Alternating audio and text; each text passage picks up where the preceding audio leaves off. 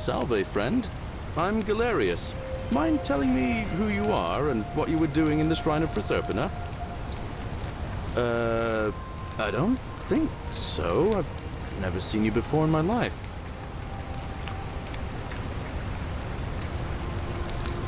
Oh, I guess how much did I drink last night? Sorry to have bothered you. Oh, and since you seem to be in a hurry, you should try out this device I made. Worked real hard on it.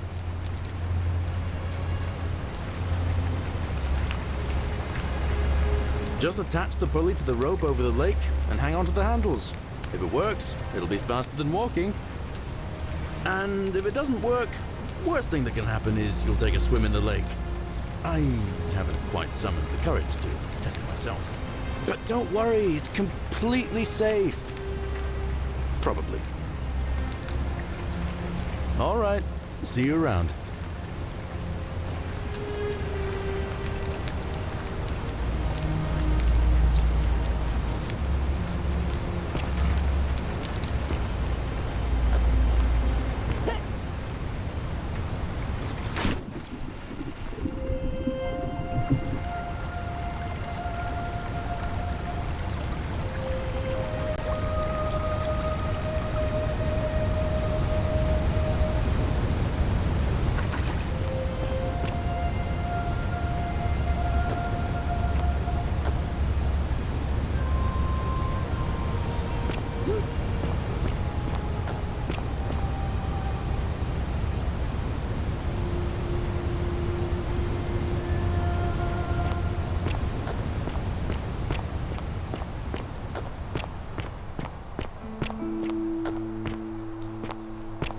Salve.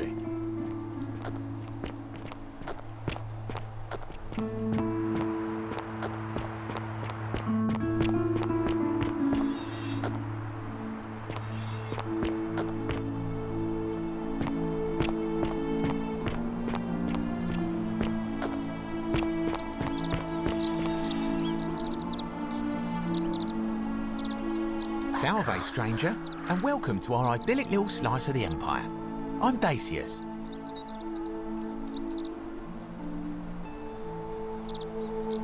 It's terrible for inflation is what it is.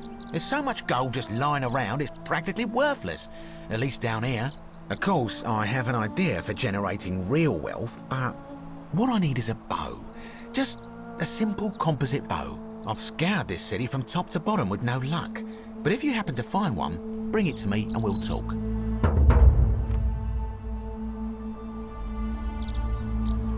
Oh, well, technically yes, but that just means you'll need to be a little discreet. Thank you, friend. Malleolus. I mean, Sentius couldn't even keep his daughter safe. What hope does he have of protecting us? Not going to happen.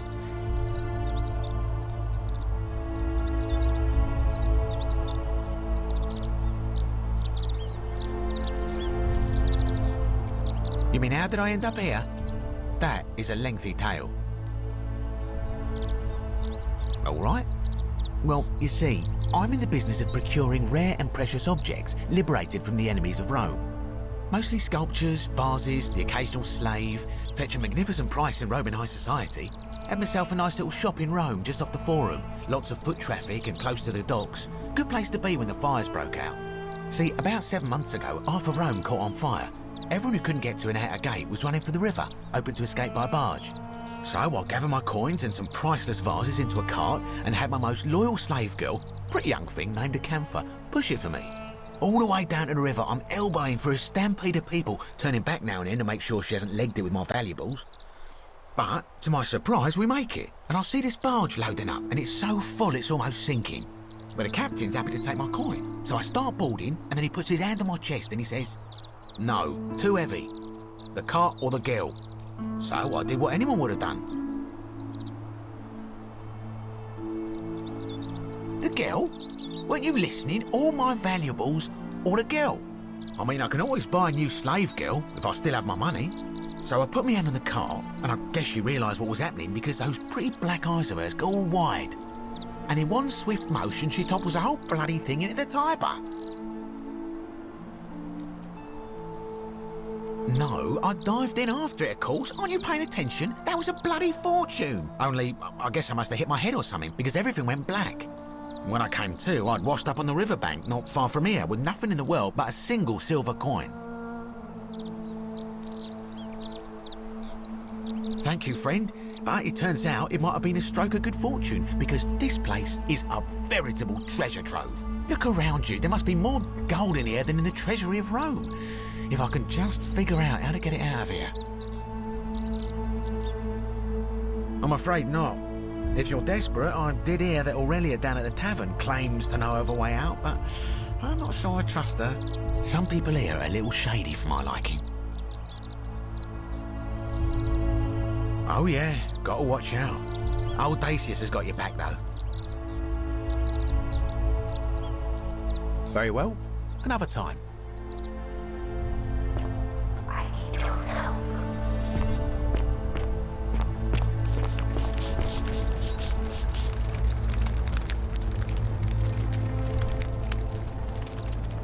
Ah, a new face.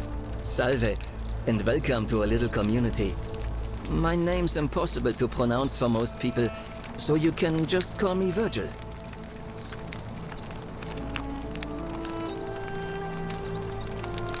Oh, it means someone thinks I'm a sinner, and that I'm going to break the golden rule. Look, I haven't done anything wrong, if that's what you're thinking. Somebody just has a problem with my preference for male company. Hey, nothing gets by you, huh? Sorry, that was mean.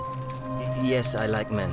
And when you grow up in the north, as I did, in the city of Noviomagus, you expect a bit of hostility. The Batavi are not known for their tolerance. I saw enough friends killed or driven away to know the cost of not keeping your personal affairs to yourself. So I hid who I was for, what was it, nearly 10 years? Watching what I said and where I looked. But that kind of fear eats away at you slowly, until living isn't any better than the thing you were afraid of. Needless to say, since I'm now living underground, halfway across the known world with an assumed name, my openness didn't go down well among the enlightened folk of the Batavi. In any case, the Romans are far more accepting, and among them, I get to be who I am. Or at least, I thought that was the case. It seems I was wrong. It's not just graffiti. I have quite the collection of handwritten notes too. The strange thing is, I keep my personal affairs to myself. I've never really been interested in any of the men here. Not my type. So I'm not sure what I could have done to upset this person. If I had to guess, I'd say it's probably one of those cultists. Strange bunch. They insist there's only one God, and that he considers my nature a sin. Can you believe that? If there are any of them here, they won't admit it. Not since they supposedly burnt down half of Rome last year and went into hiding.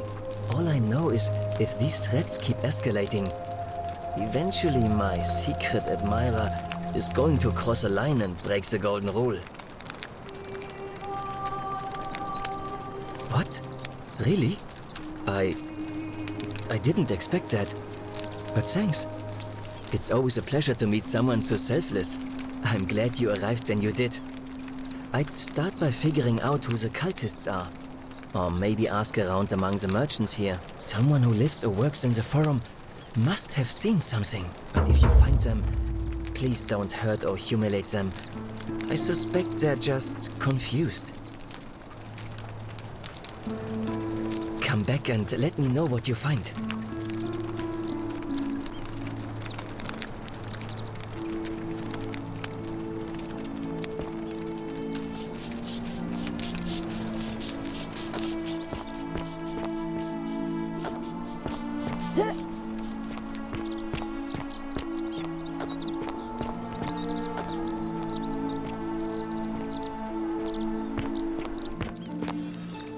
Hey, Virgil, how How much would you want to make me a bow?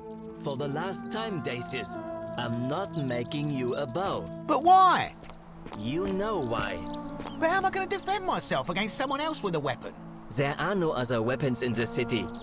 We all went along with the magistrate's weapons ban, so it wouldn't be an issue. That's why I've got to get in first before someone else beats me to it.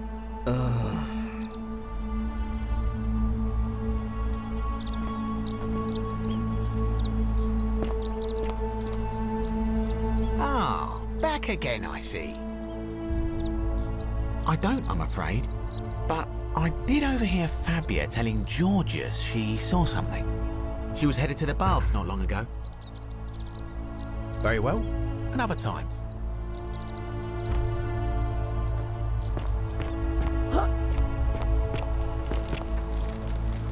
Help!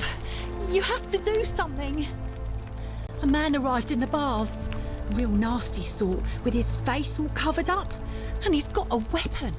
You have to do something, or he's gonna break the golden rule.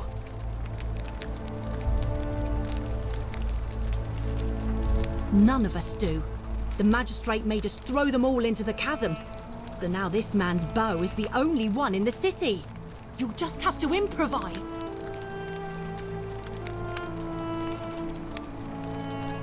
Thank you. He's still in there, somewhere. I have to hide. Find me in this empty shrine when it's over.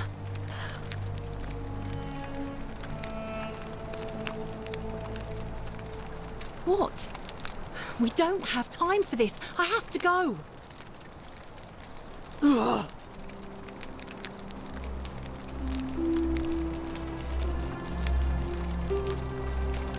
The shrine is collapsing.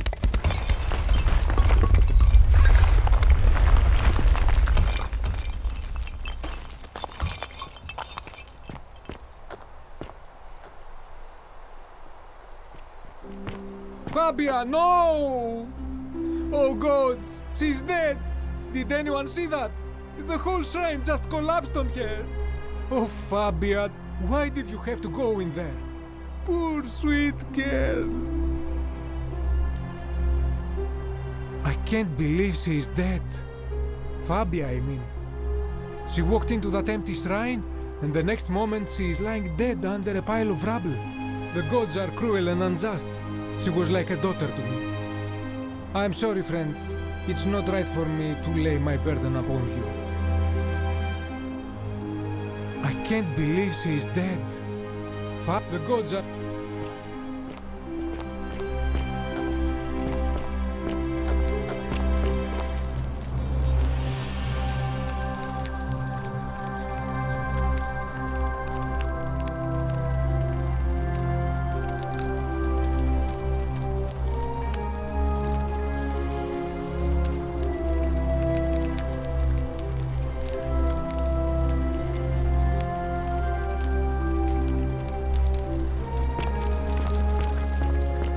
Hello? Hello? Have we met before?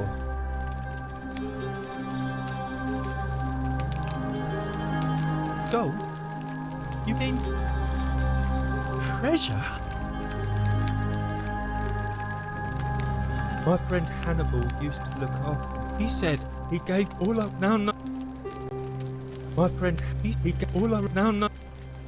My friend, he all now. You're going to let me out of.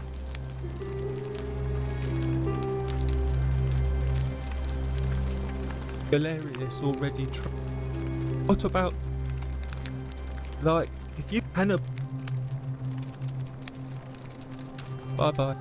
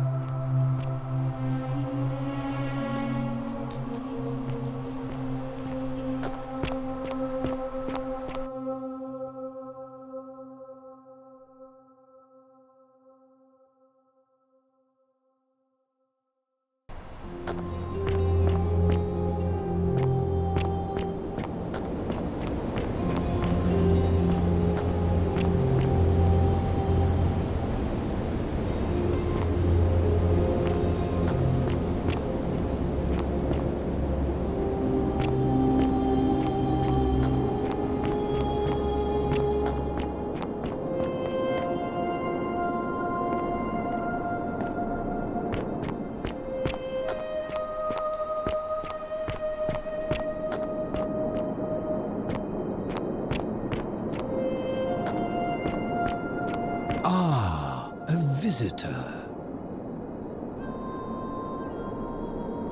Welcome, welcome. May I ask your name?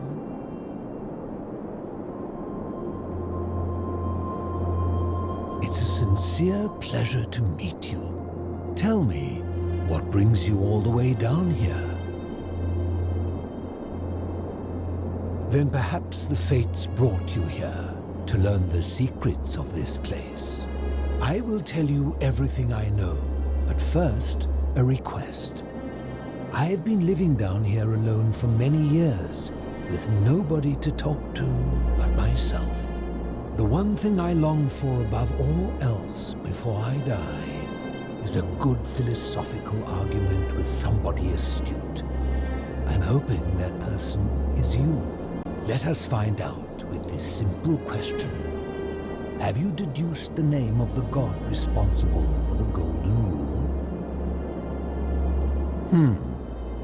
You have much to learn. It's best if you figure it out on your own. Come back once you've made progress.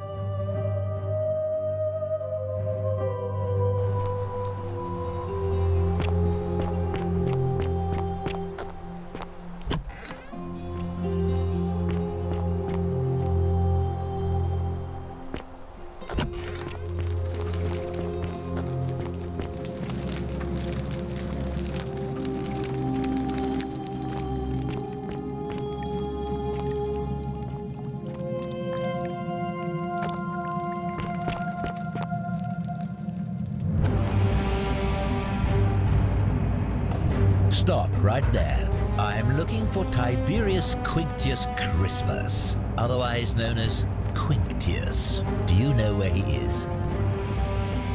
I'm not sure I believe that, so allow me to explain something to you. I am here with orders from Emperor Nero himself to find and execute the cultist Quinctius for terrible crimes against the Empire. So, if you tell me the truth, I will allow you to live. But if you lie to me or otherwise obstruct the Emperor's business in any way, I will put this arrow through your chest. Is that understood? Thank you. Now tell me, who are you people, and what is this place?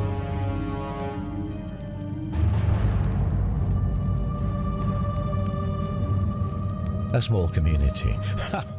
I was told Quinctius was a cultist, but I never thought he'd be foolish enough to lead me right to the heart of his mystery cult. Oh, don't play coy with me. I don't care if you're worshipping Bacchus, Magna Mater, or Christ. You lot are all the same to me. Always sneaking off to your secret sanctuaries, indoctrinating each other with your little mantras. The Emperor may have tolerated your activities up until now, but after what Quinctius did, those days are numbered. You say that, but if you're not a cult, then why go to such great lengths to keep this place a secret?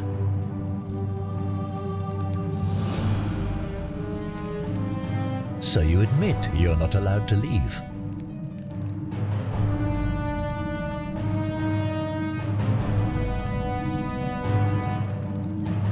Threatening me is not going to help you, but in any case, that sounds an awful lot like a cult to me. And I saw the inscription saying, "The many shall suffer for the sins of the one." I take it this is some kind of mantra you all believe?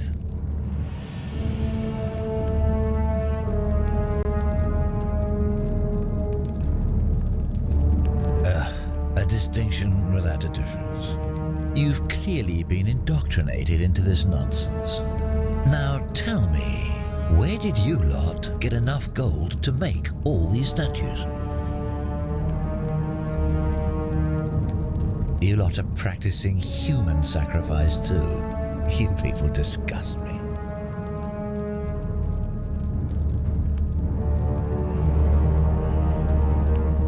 Of course you'd say that, but that's what your kind do, isn't it? Our God told us to do it. It's all clear to me now. The secret sanctuary, the indoctrination, the mantra, the human sacrifice. You're cultists. There's no doubt in my mind. What baffles me is how a person can believe in something with such zeal. They just can't see what they've become. However, you still have a chance to redeem yourself by telling me where Quintius is. Do not waste it.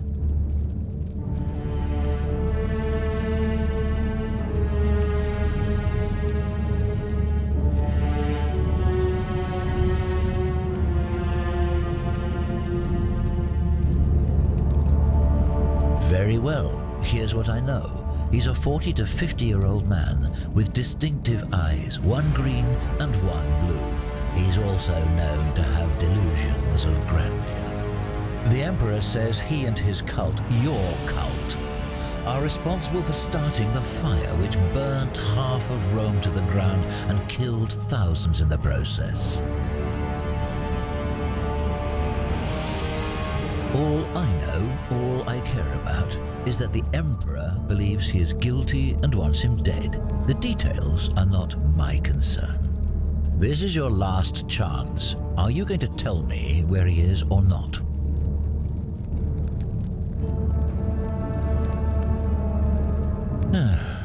Then you're of no use to me. Do you have any last words?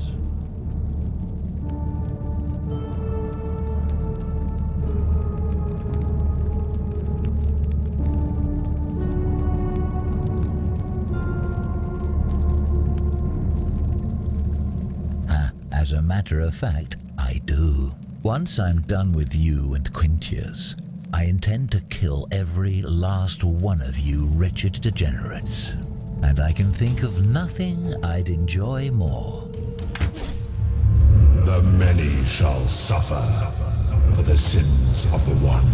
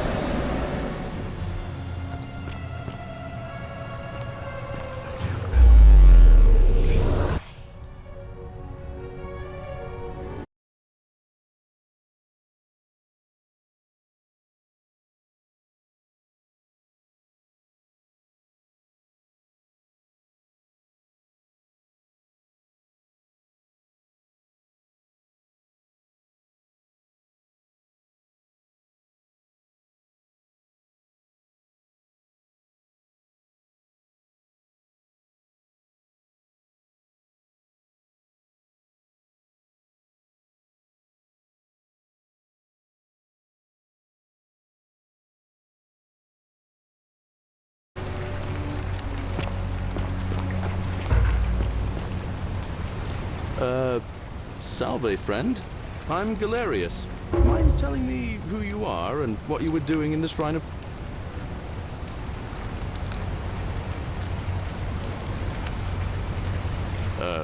What? I'm speaking Latin. You are too, although your accent's a little strange. Oh, I see what you did there. Changing the subject like that. Nice try. But I'll ask again. Who are you, and what were you doing in the shrine? Oh, is that right? Well, can't have you, but you live...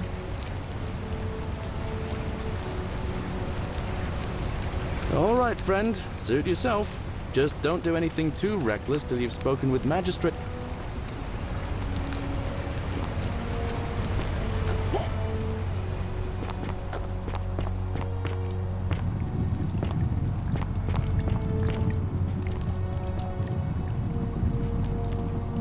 you're here.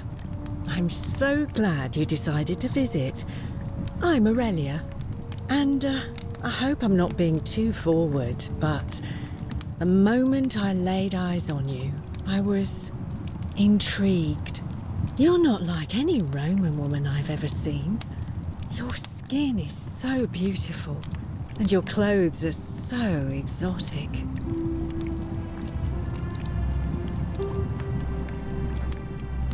You, Tantalus. Coming on a bit the drops strong, of don't you water, think? And the tree you grasped. I take back what I said. Suddenly, I don't find you so intriguing anymore. Let's just forget that ever happened, so we can at least do business. So, what brings you to my tavern? Ugh, let it go. Nothing's going to happen between us. You know, normally, I'd expect you to buy me a drink before asking if I want to get out of here.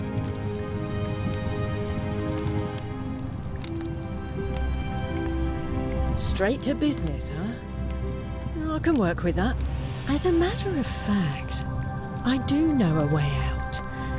I'm happy to tell you all about it, but this is valuable information we're talking about, and I don't just give it out like some cheap oracle. So, how badly do you want it? Is it worth, say, 1,000 denarii to you?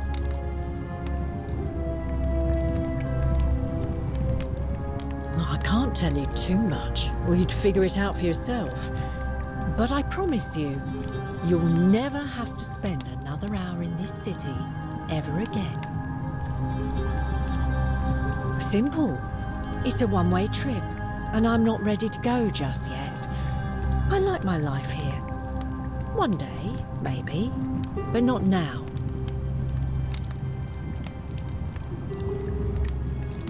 I think of it this way. I have something of value, and I'm willing to share it for a price. That's not unethical.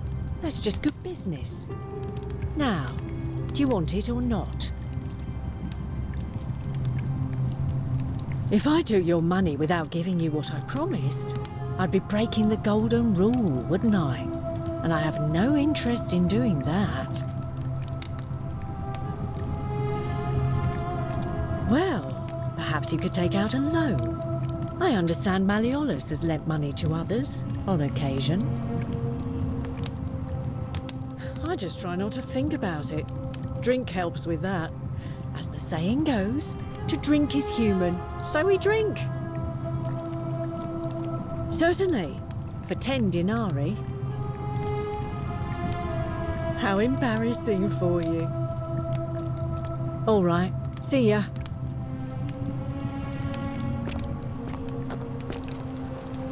Just as the ocean accepts the rivers of all the world, so this place accepts all the souls.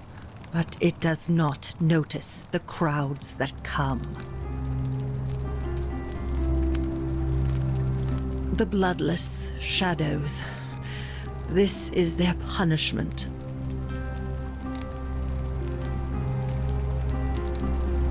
You think you wish to know, but you do not. It is better for you if you remain ignorant. Pandora's box must stay closed. I'll say no more.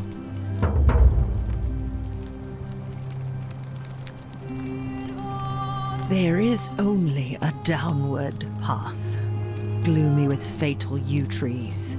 It leads through dumb silence to the infernal regions. They never do. The bloodless shadows wander without flesh or bone. Some crowd the forum, some the house of the ruler of the depths. Others follow their trades, imitating their previous lives. The newly arrived are ignorant of the road before them.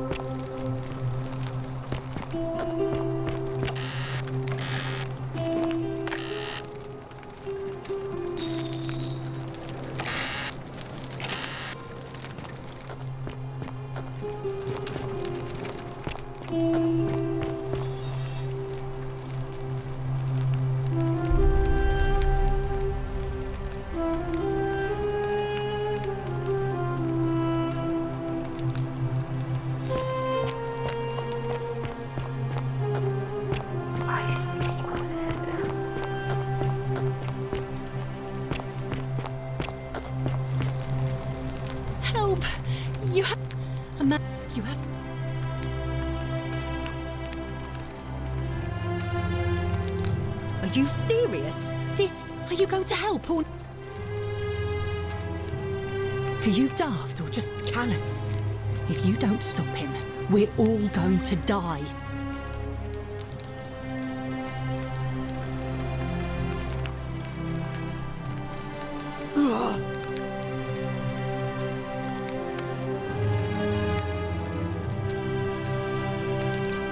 The shrine is collapsing!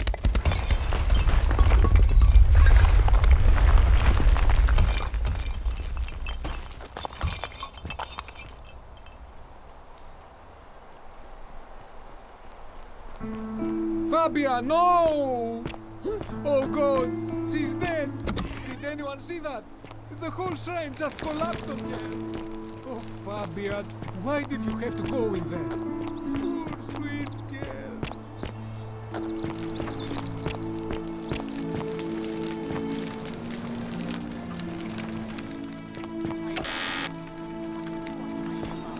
For the last time, Dacius, I'm not making you a bow. But why? You know why.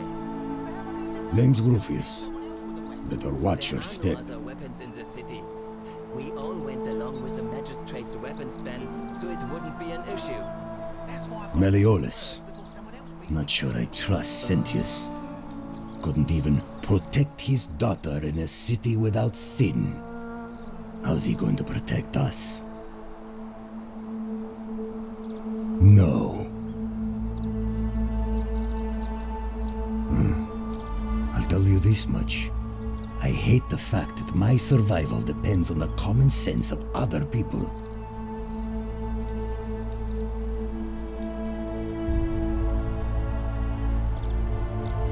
I mean, all these people just bumble along like nothing's wrong, while we're one bad decision away from being wiped out.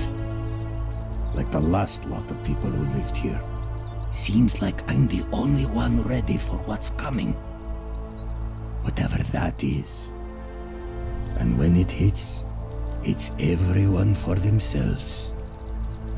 You've been warned. I don't know. But did you ever get the feeling some of these statues are watching us when we're not looking? Like they're waiting for something. I don't like it.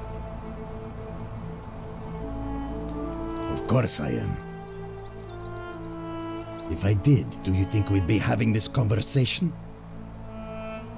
Can't talk long, got to stay sharp, but family's from Seleucia and Tigris, Babylon province. But I've been roaming a long time now. Even joined the legions, the 6th. The one they call Ironclads. Same way as everyone else. Because we're all in grave danger. Is it not obvious? Magistrate made me toss it in the chasm. Stupid. Going to have to improvise now. If you were dealing with what I am, you wouldn't be either. None of your business. In Troiti ipsum commensula. If we have to. Whatever.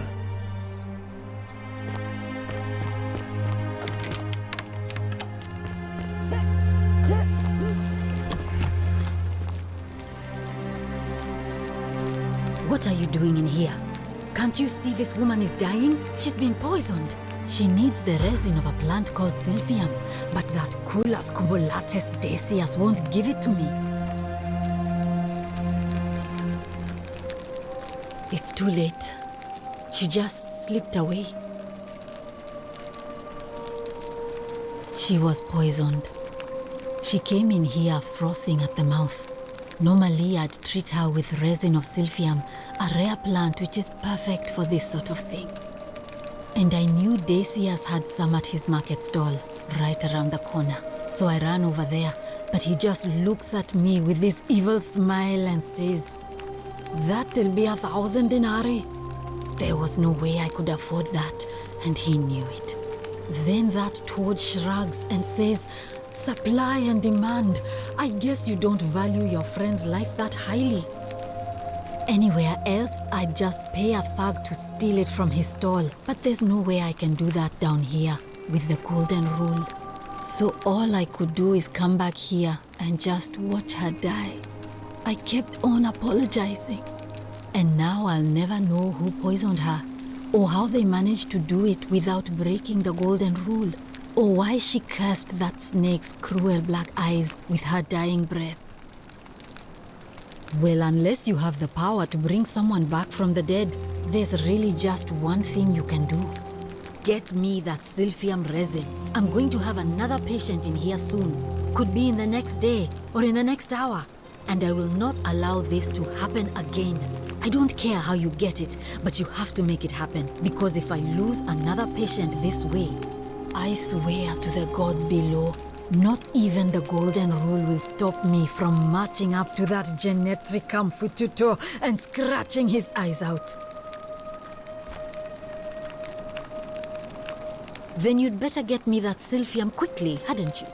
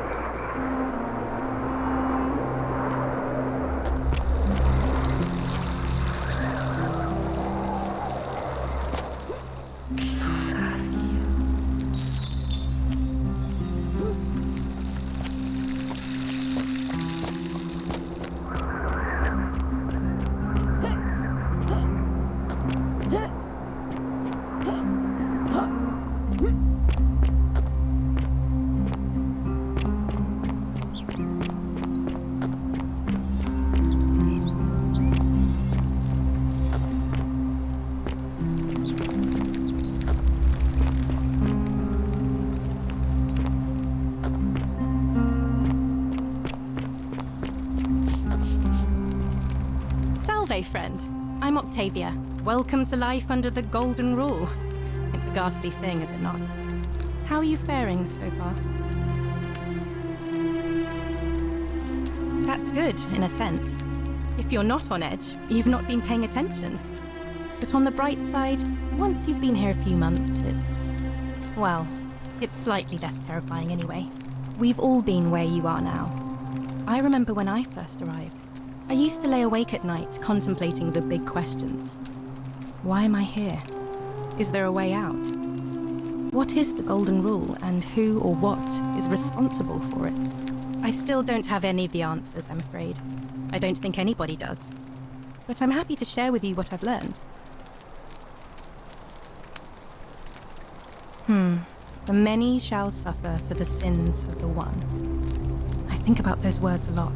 I'd like to think that if we all love our neighbours as ourselves and do to them as we'd have them do to us, then we'll all be fine.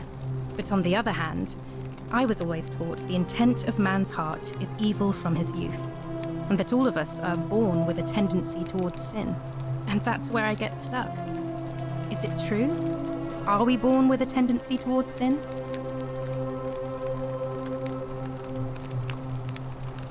You don't think that's a little naive? I suppose you've never seen what I've seen. Innocent men and women, torn apart in arenas while thousands of Romans look on and cheer.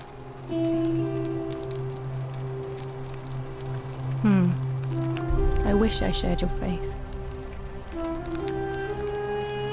Here, in this place, the magistrate has me earning my keep by cleaning and pruning the gardens. It's not quite how I expected my life to go. I used to live in a lovely villa on the banks of the Tiber. I was even betrothed to a handsome young man from a prominent family. But long hours of menial labour for the good of the community has its own charms too, I suppose. Oh, much the same way as many of the others. When the fires came to Rome 7 months ago, my family and I fled for the Tiber, hoping to escape on a barge. We were among the fortunate ones with enough coins for passage, but unfortunately, there were a lot of desperate people, and they boarded before we could depart. A scuffle broke out, and I was pushed overboard. The last thing I remember was the water, rising up to hit my cheekbone. I woke up by the river, near that shrine, and stumbled across this place.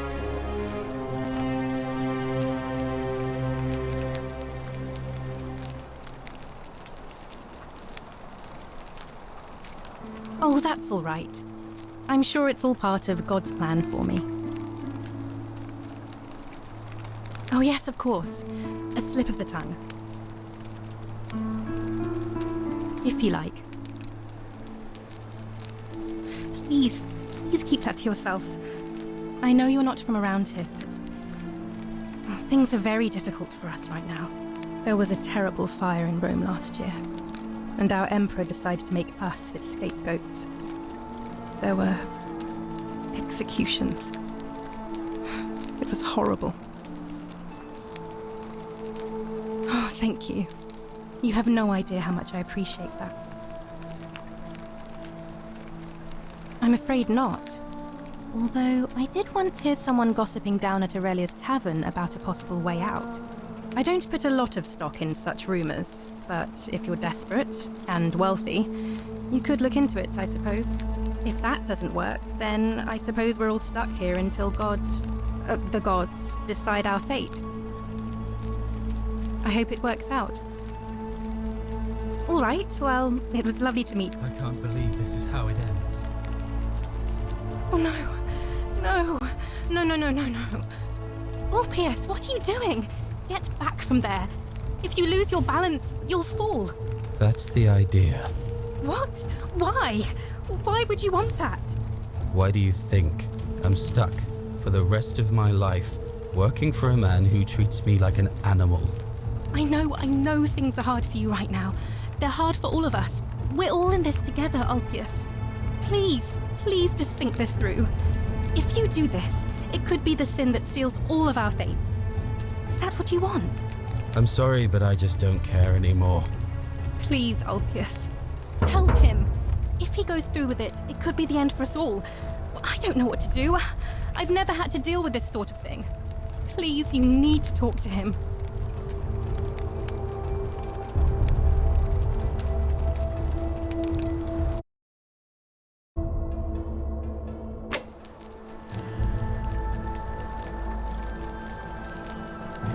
Thank you. And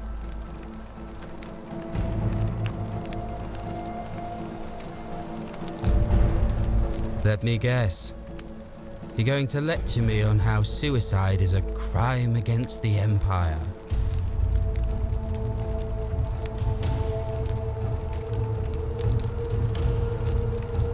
You're not going to trick me. I'm no coward. I intend to go through with it. Like what? I'm stuck slaving away for that culus cumulatis for the rest of my life. What do I have to live for? You're just saying that to buy time. You must think I'm an idiot. I'm out. Wherever you are, Scintilla, my love. I'm sorry. Ulpius, no!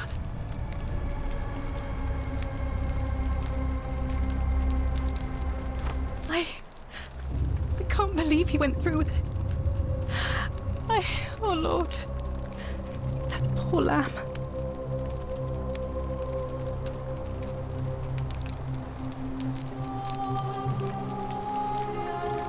That was not your fault.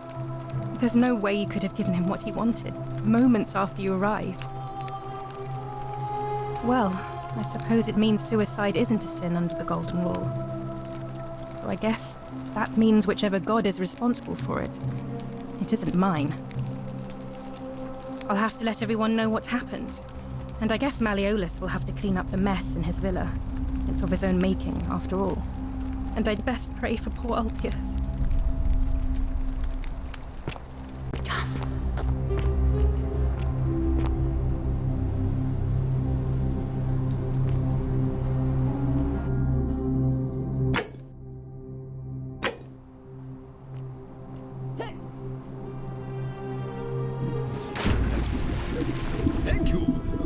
Thank you. I am delighted and deeply honored to have been elected your magistrate. Yes, thank you. I'm delighted and deeply honored to be elected your magistrate. And now... Did you just leap into my villa from the balcony 100 feet above? That was either extremely reckless or impressively clever. Well, why have you risked life and limb to see me?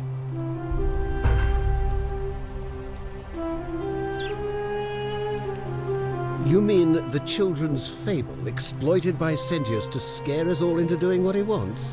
Wait, don't tell me you've fallen victim to that monstrous lie?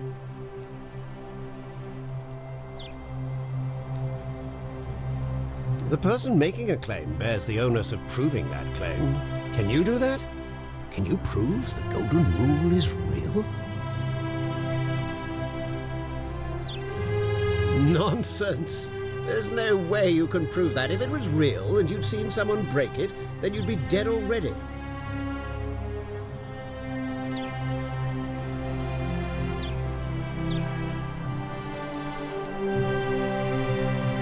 You mean that book next to a golden statue in the theatre? Tell me, how do you know that statue wasn't put there by Sentius himself?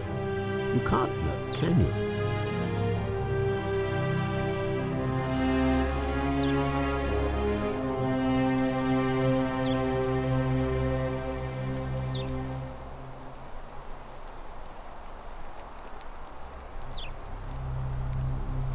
I disagree. I'll be guided by what is best for the city's people, and that means giving them the freedom to do as they wish. Surely, you're not one of those people who believes everything you read, as if a lie could be transformed into the truth by the simple act of writing it down?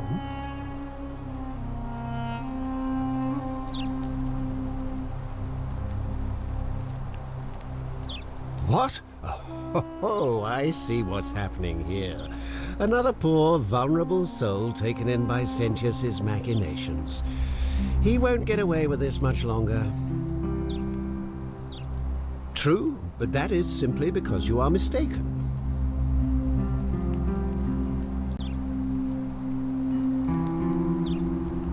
I'm afraid not. We're stuck down here together, for better or worse. We're all going to have to make the best of it. I'm Malleolus, and if it wasn't for this interruption, I'd be practicing my victory speech for the election later today.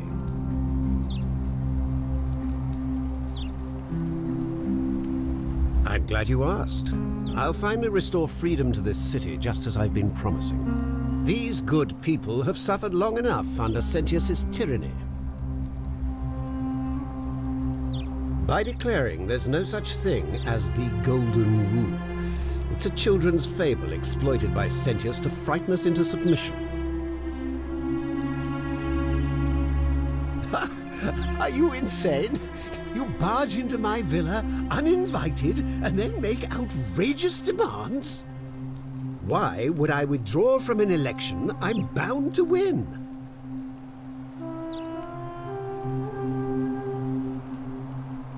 Don't talk nonsense. There's no such thing as the Golden Rule.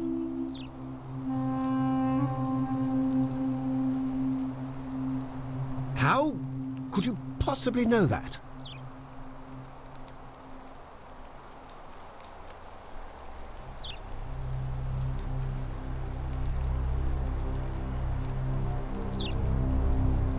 Nonsense! This is nonsense!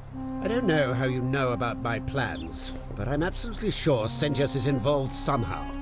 And now, I'm going to enjoy watching Domitius kill him even more. Now, get out of here! You outstayed your very limited welcome.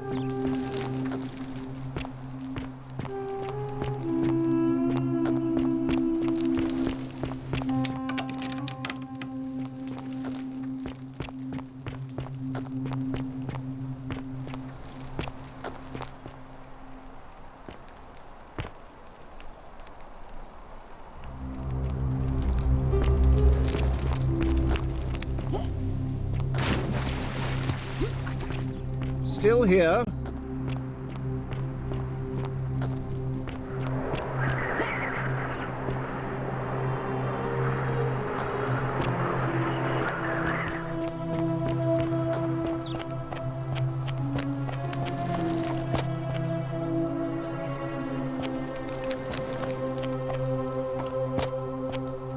Still here.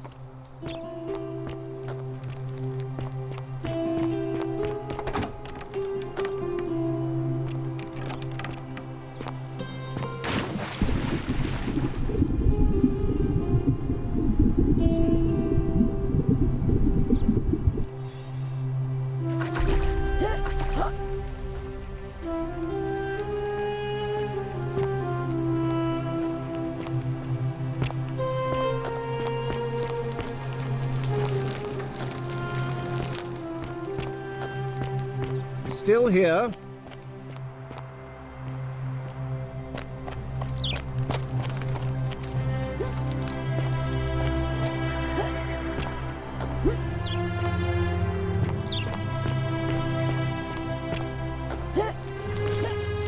Isn't the great temple majestic? A new face, are they? Interesting. I'm not sure why you're telling me. But you've come to the right person. Did you find a pattern then? What have you noticed? Yes. I understand many of our friends were carried here by a river current. What else? There are definitely some common threads there. But I think we'll need at least a few to ensure we're not just seeing coincidences. Keep asking people how they wound up here. I don't want us to rush to any conclusions yet. Livia's fate weighs heavily on my mind, and... Come back to me.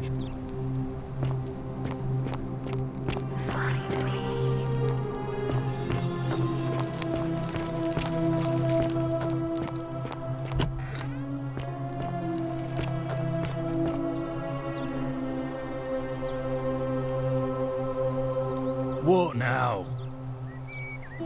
What?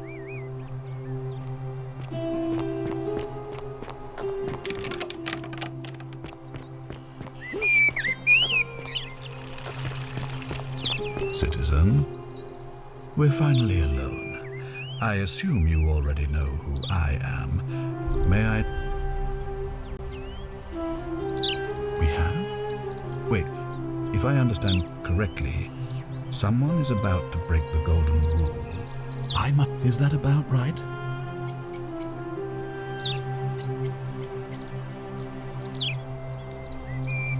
Ah, I see. Look, it's unfortunate, but all that matters now is that you make use of what you've learned and gathered and do better next time. Now, I assume you sought me out again for a reason. Of course, what is it? Yes?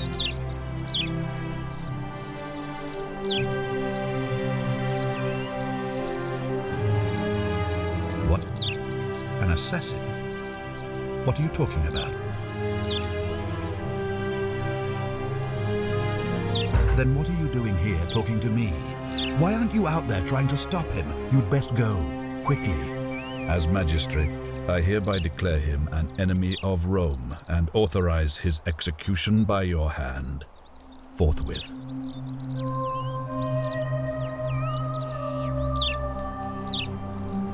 Any way you can. Despite my weapons ban, it's been my experience one can always find a weapon if one looks hard enough. I don't believe so, no. It's not a crime to carry out the lawful order of a magistrate. So now you're an expert on Roman law, are you? Listen to me. We are cut off from the Empire down here, fending for ourselves on the brink of annihilation. If ever there was a time to dispense with legal procedure, it would be now. Think of it as an act of preemptive self-defense. Think of the lives you'll be saving. Then perhaps you would prefer the feeling of being responsible for the deaths of everyone in this city. Now is not the time for cowardice in the guise of philosophical introspection. Now is the time for action. You have your order. Carry it out.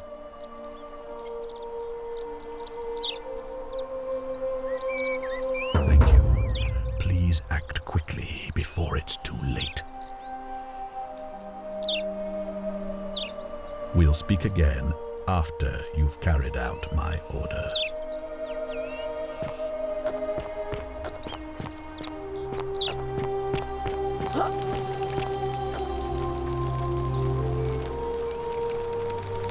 Oh, I wish Horatius would stop letting barbarians in here. What?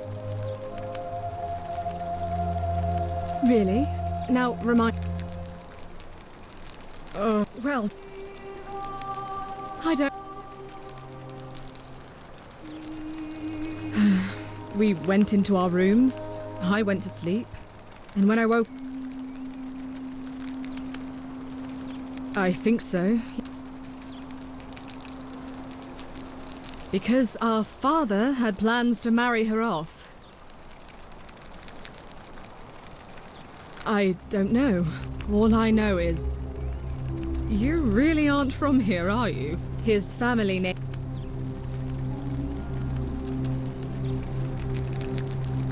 I hope you're not insinuating I'm some... If you must know, I'm here because my father has forbidden me from leaving the villa. I couldn't bear to lose you too, he says, as if he loves me, and not because he needs at least one daughter he can trade off. I hope you're not insinuating I'm somehow Ugh, you're awful. Get out of my villa and never speak to me again.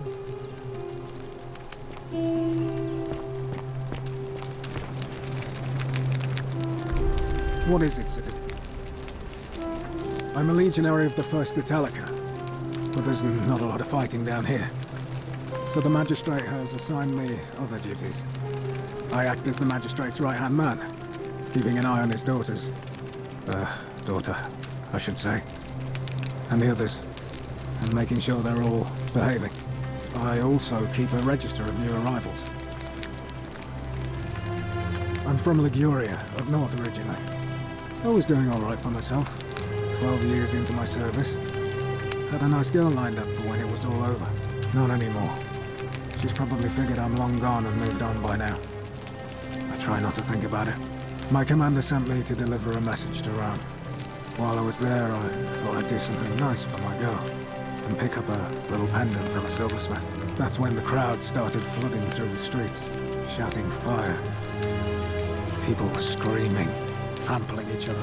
Then some Genetricum fugitive tried to take advantage of the chaos and pinch my pendant. I remember chasing him through the crowds, down towards the river. And then... nothing. Blacked out and woke up near here. No idea how I ended up floating so far downriver. But I'm fortunate to be alive, I suppose. Ah, don't be. As Seneca the Younger said, difficulty strengthens the mind, as labor does the body. That said, Scintilla's disappearance has been more difficult than I'd care to admit.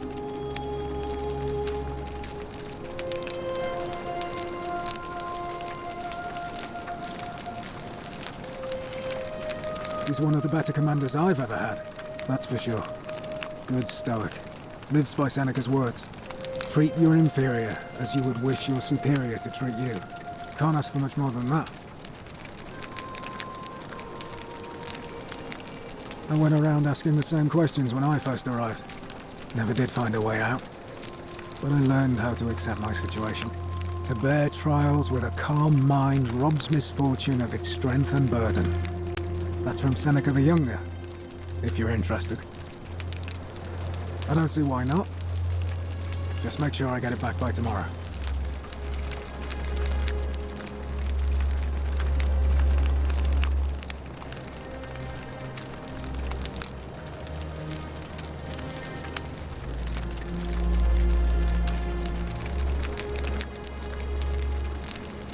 Not sure why you said it like that, but whatever. Well, as I always say, it's kind of like a divine version of the practice of decimation in the Legion. By threatening to execute 1 in 10 men, the idea is to ensure order and discipline among everyone. And it works. If you knew you could be executed because your brother-in-arms is planning a mutiny, well, you'd bloody well watch him like 100-eyed Argus, wouldn't you? Because your only chance of saving yourself is to stop bad things before they happen. Makes us all responsible for keeping each other in check. It's brutal, of course, but effective. The Legion wouldn't be the most formidable force in the world without it.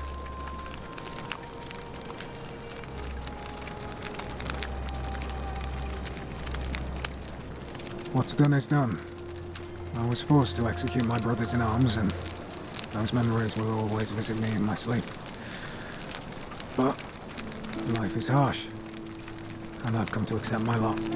As with the Golden Rule, I don't have any control over it, so railing against it would be like trying to stop the seasons or the tides. As Seneca the Younger wrote, True happiness is to enjoy the present without anxious dependence upon the future, not to amuse ourselves with either hopes or fears, but to rest satisfied with what we have, which is sufficient. For he that is so wants nothing. A war crime? Isn't that a contradiction in terms? As Cicero said, in times of war the law falls silent.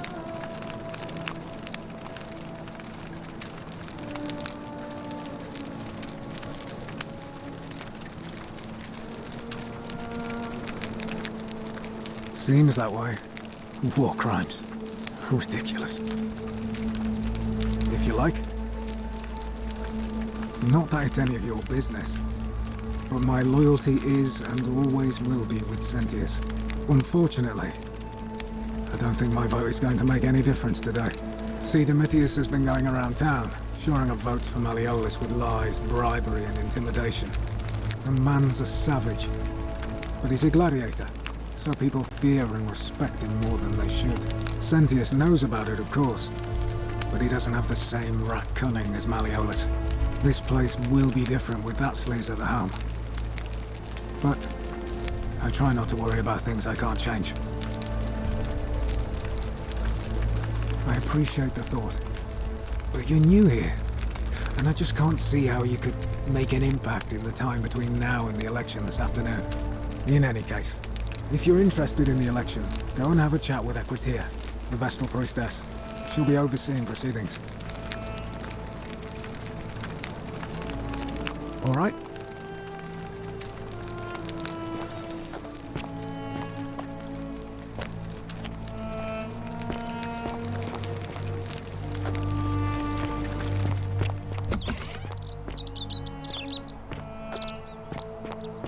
Harvey.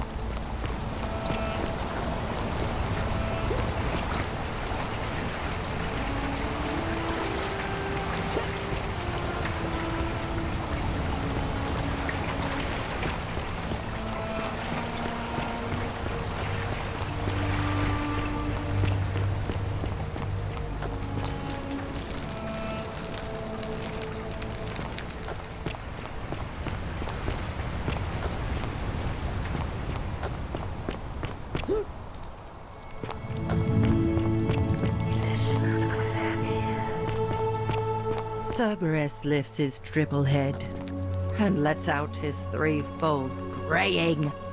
Livia, Would you stop muttering like Medea over a cauldron? You'll scare away my customers. They follow their trades, imitating their previous lives, but they are ignorant. This again. You're in a world of your own, aren't you?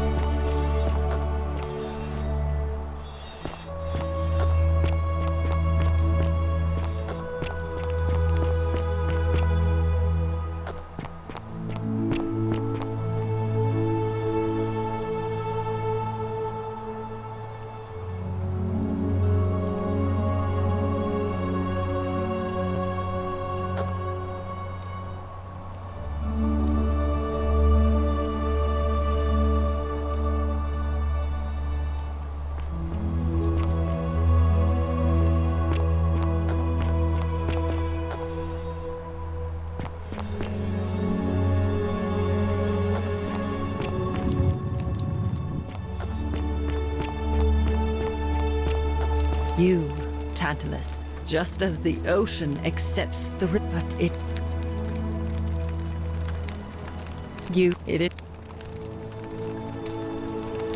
The new. I love your clothes. So exotic. Back again. Couldn't stay away, huh? All right.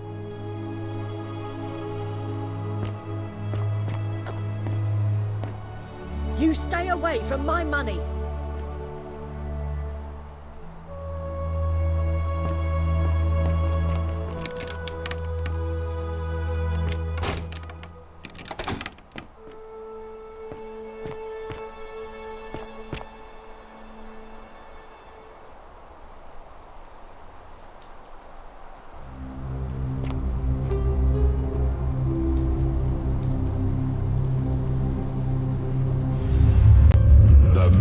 Shall suffer for the sins of the one.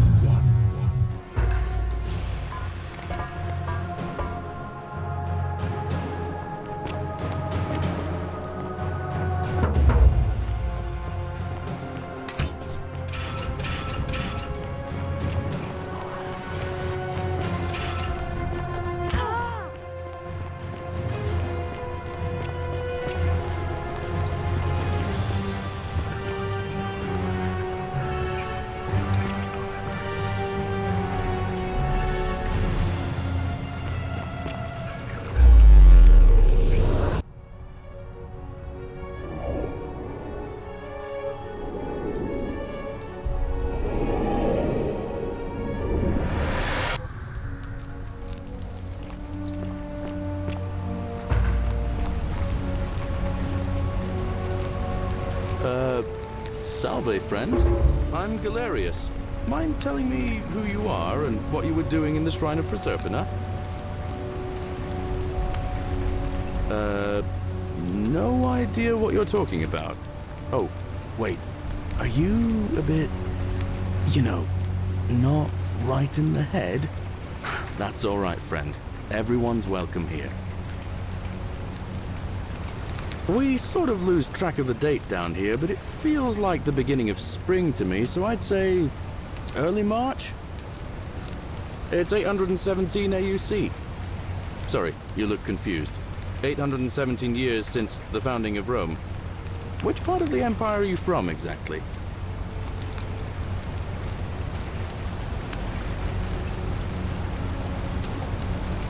Hey, not so loud. Just saying that name could land you in trouble here. If you haven't heard, his cultists burned down half of Rome last year. Horrible business. I heard Nero executed some of them, but a lot of people are still angry with them, even down here. So, if you're one of them, keep it to yourself. But listen, most folks seem a bit confused when they get here, but you seem very lost, and in more ways than one. So, let me make this nice and simple for you. Live by our law here, and we'll all get along just fine. All right, friend, suit yourself. Just don't do anything too reckless till you've spoken with Magistrate Sentius in his villa down there. See you around.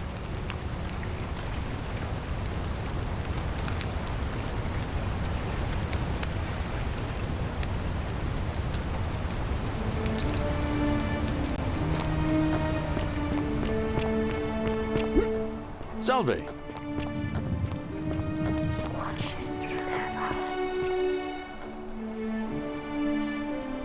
Ah, you're here. I'm so glad you decided to visit. I'm Aurelia, and I hope I'm not being too forward, but the moment I laid eyes on you, I was intrigued. You're not like any Roman woman I've ever seen.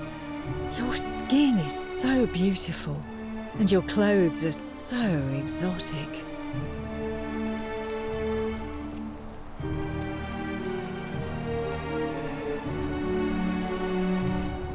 How dare you! Get away from me, you pig!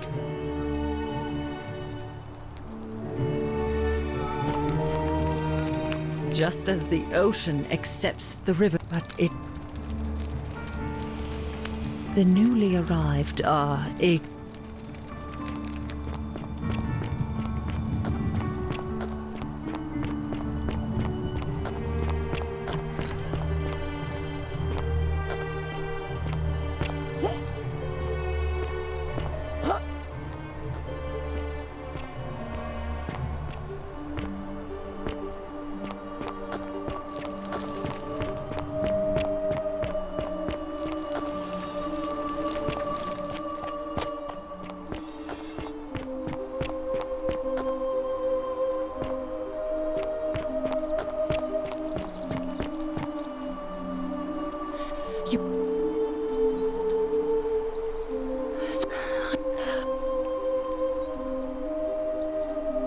What? All right, fine. Come and find me in my bakery instead. Please be careful.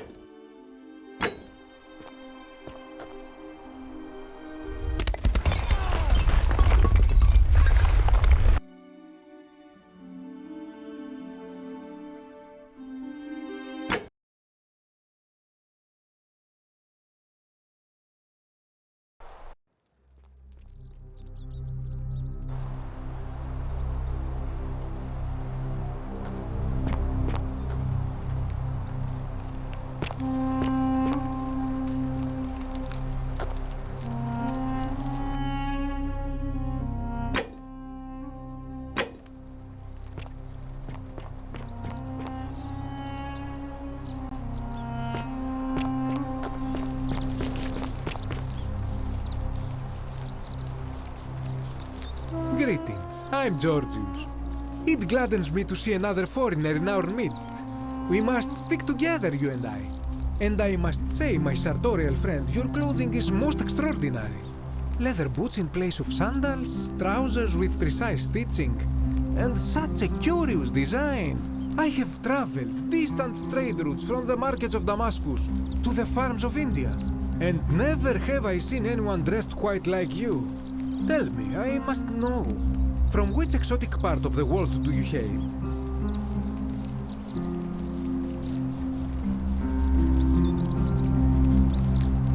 Then you are an explorer, like me. Wonderful. You must have many stories to share. I cannot wait to hear them. We will have much time here to get to know one another. But for now, do you require assistance? I know you do not require clothing, so information perhaps? Shh! Not so loud! What are you playing at?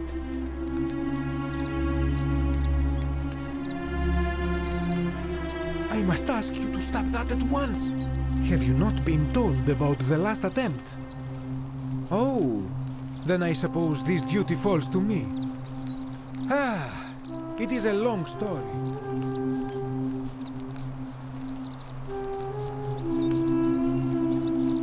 Aha, you are witty. I like that. Of course, the first question any of us asks when we first arrive is, how do I escape? It is only natural after all. And scaling the chasm wall is out of the question, for it is simply too steep and too far. But as they say, if the wind fails, use the oars. And here the second option is to leave the way we came in, through the shaft above the bathhouse. See, the shaft is quite high, but if one gathered up enough wood, one could make a series of ladders and climb one's way out. I admire your enthusiasm, my friend, but please allow me to explain why this is inadvisable. There was an attempt made by resourceful fellows who lived here some years ago. They even decided to keep records of their escape attempt for posterity. Unfortunately, as soon as they began to carry the first ladder down the hallway, they heard a godlike voice shake the entire city, and that, tragically, is where their tale ends. So it seems that to merely attempt escape is to invite the wrath of whichever god oversees this place, and so I say it is best to not even discuss it aloud.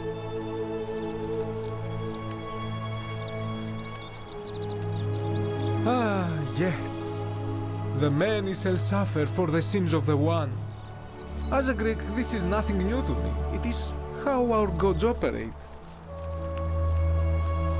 Have you not heard the tale of the god Hades? He was the first to learn this dreadful lesson when he abducted Persephone and imprisoned her in the underworld. When Demeter, the mother of Persephone, learned of this, she did not punish Hades, the guilty one. Instead, she changed the climate of Earth so that it became hot and dry. Nothing grew. The grain turned to empty husks and the rivers dried up. Innocent people died by the tens of thousands until at last the other gods were forced to act lest they have no worshippers left. So yes, we know this rule. This has always been the case. The Golden Rule has merely brought it into focus. If we are to survive, I say we must each heed the simple wisdom of Thales of Miletus, first of the 7 sages of Greece, who said, "Avoid doing what you would blame others for doing." Regrettably, I think you are correct, my friend. For even if 99% of us adopt this principle, that will never be enough. Sadly, no matter how well we protect ourselves, the life's work of many good people can be undone in the blink of an eye by a single selfish act. Ah, the voice of experience. I am sorry for your loss, my friend. But on a lighter note, I will say one thing for the Golden Rule. For all their grim and haunting poses, these golden statues do make magnificent models for my clothing, do they not? My story? How kind of you to ask. I am a tailor and I run the humble shop in the forum.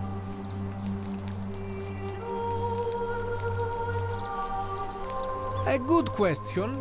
A very good question indeed. And I would be happy to tell you if only I could remember it clearly myself.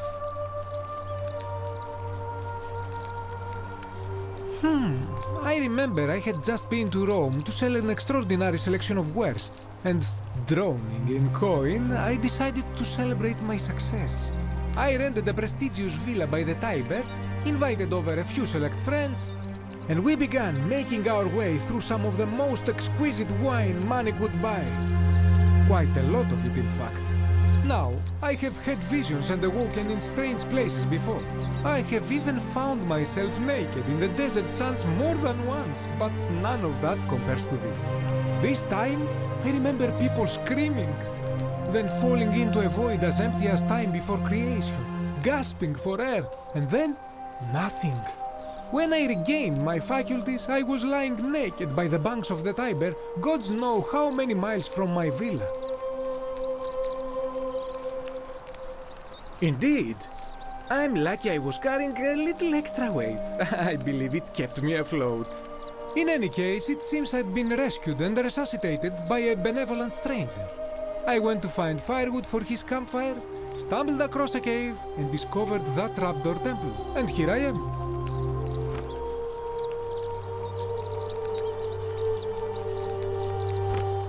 You mean to say, with all the turmoil and terror of the Golden Rule, and so few customers, why bother setting shop at all? I'll tell you, it is precisely because of the Golden Rule that I wish to remind my friends of the importance of looking one's best. I say, the more of our customs we preserve down here, the more we can preserve a semblance of normality, the better our chances of keeping our heads. Don't you agree? Oh, and there is another reason too. If we all end up as golden statues for future generations to marvel at, I don't know about you, but I would like to look my best. Anything you like. That, my friend, is quite the dilemma. But after some reflection, I'm leaning toward voting for Malleolus. I do not enjoy the thought of another visit from Domitius if I voted the wrong way. Nothing comes to my mind, my friend. This is troubling, is it not? I am afraid I have no idea. It is ridiculous, though. Virgil is a fine man. But my young friend Fabia confided in me that she saw someone leaving graffiti on his shop front last night. Perhaps you should ask her about it. I hope that our paths cross again soon.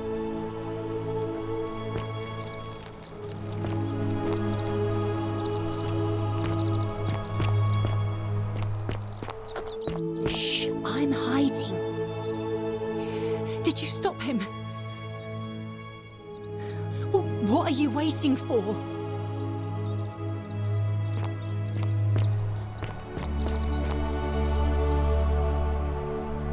Name's Rufius. Whatever.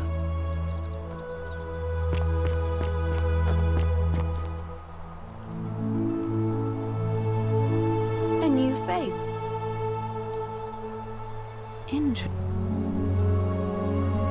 That's true.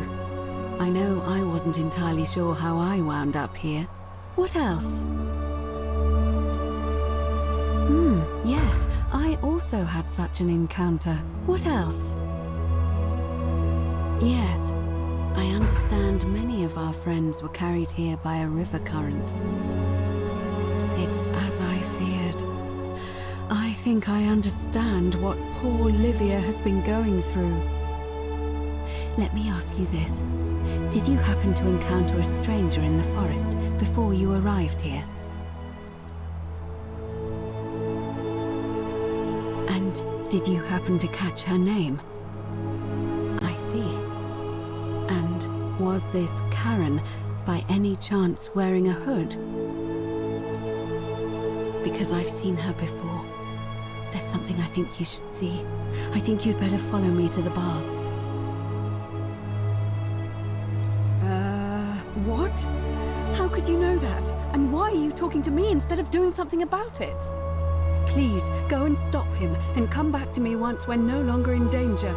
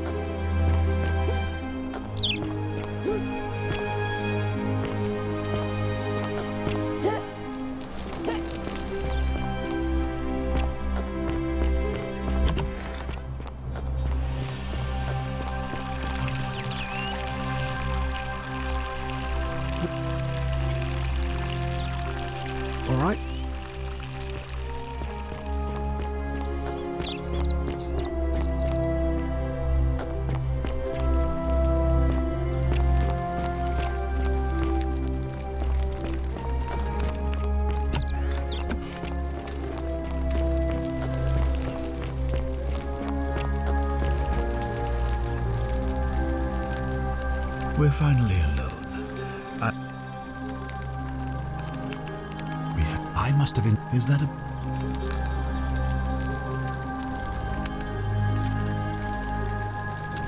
Seems rather brash, but... Or... Ask then. Good. If I did... You mean Duilius? Releasing him is out of the question, I'm afraid. That man is a liability we simply cannot afford. Perhaps you're not aware he was caught multiple times, sneaking around in places he should not have been. Look, I can see where you're going with this. You think me cruel. I assure you that is not the case.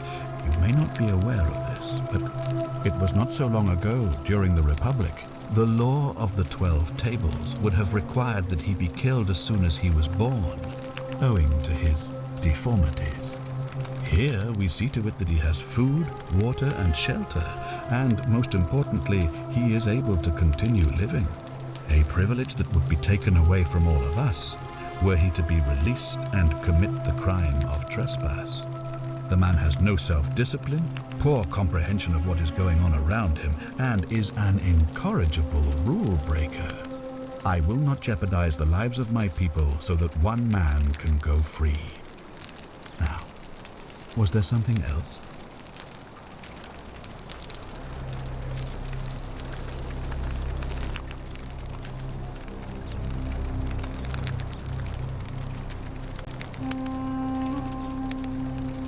Of course. What is it? Yes?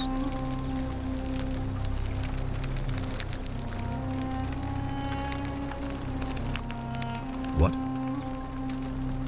Then what are you doing here talking to me? Why aren't you out there trying to stop him? You'd best go. Quickly. As magistrate, I hereby declare him an enemy. Thank you.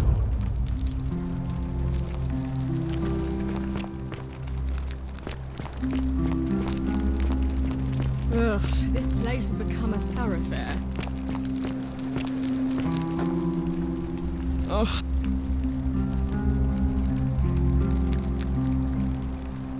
I'm Sentia. What? Really? Now... well... You really aren't from his... That doesn't surprise... He's... Why? I hope... If you must know, I couldn't bear to lose you too, he says. So you'll help me find her? Oh, thank you. You should probably take a look through her room. It's the one just by the front door. Maybe you'll find something the rest of us missed. Thank you.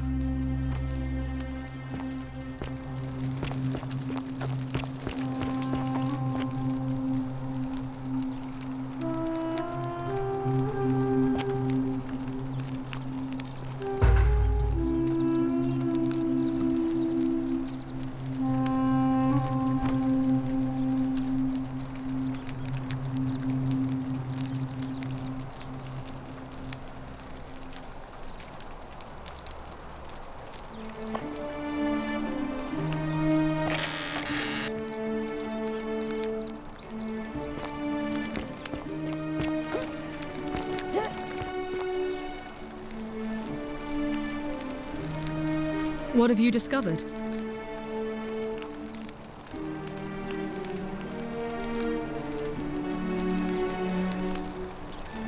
Oh, really? That commoner in debt bondage next door thought he could win over a magistrate's daughter. That's awfully bold of him. I can see why she worked so hard to keep it a secret. Quick, go and find him and ask him what he knows.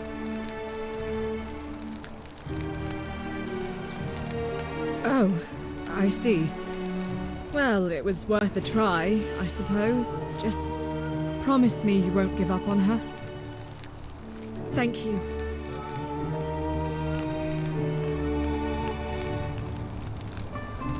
What have you discovered? What? Really? I swear, I searched her room top to bottom and never saw that. I wonder how I could have missed it. Strange, but well done, I suppose. But it's odd. It was only a few months ago that Sentilla's friend Yulia let slip she was planning an escape of her own. And yet, Yulia's still here. You should go and speak with her. Find out if she knows anything. She lives in the villa next door.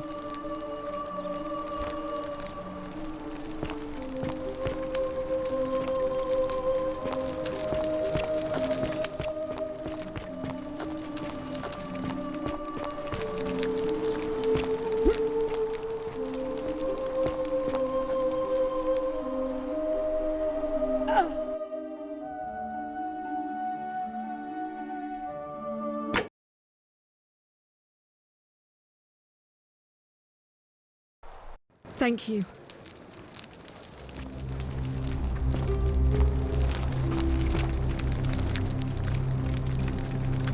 We'll speak again after you've carried out my order.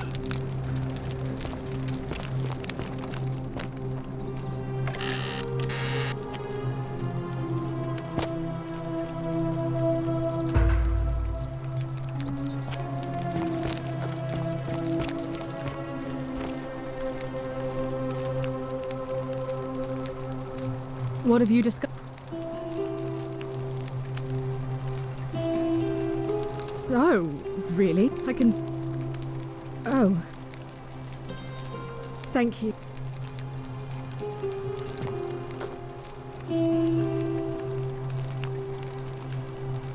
What have you discovered? What? Really? You should go and...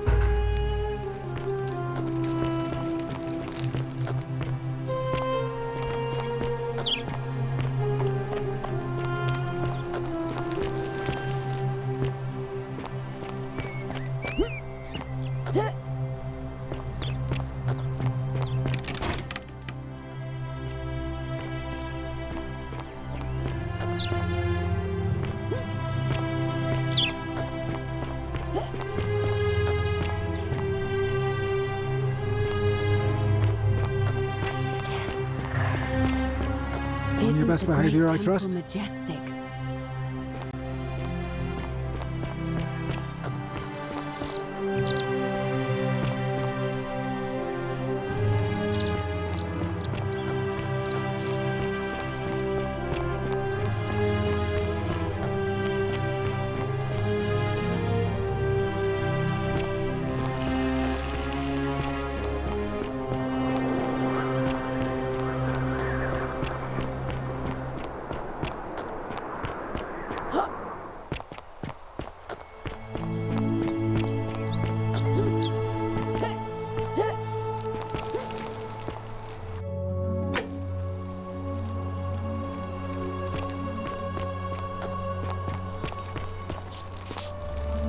Salve, friend.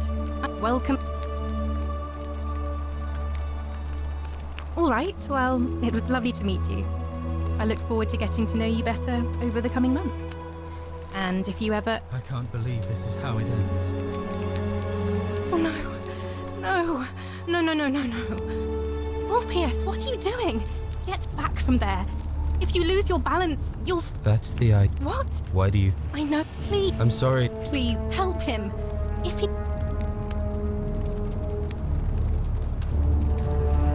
Thank you. And please, choose your words carefully.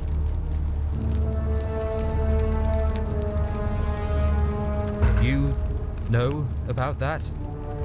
How is that possible? I mean, I've never mentioned it to anyone. Well, if you say so. You don't understand.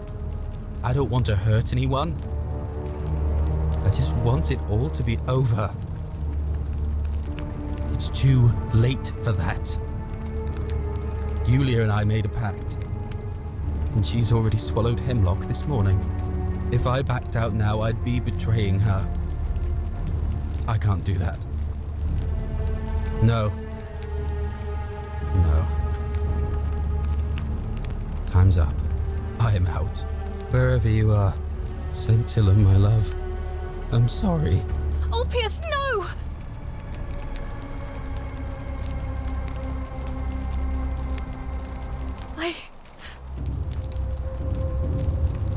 I'll have to let everyone know what, and they'd best.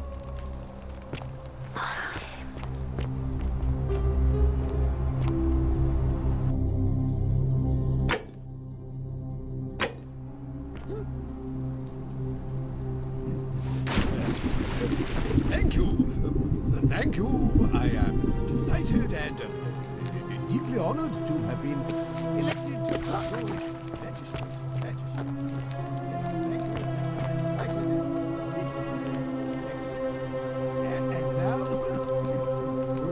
And now, I make this solemn promise to you, good citizens. And now, I make this solemn promise to you, good citizens. Under my leadership, you will finally enjoy the freedom.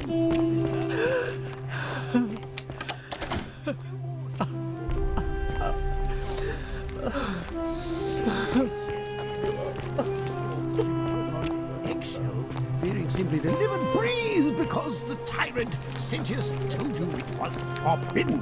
Yes, it's forbidden. Did you just... That was... Well... What? Don't talk nonsense. How? Nonsense! This is nonsense!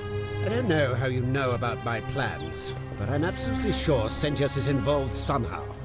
And now, I'm going to... Now, get out of here! You have...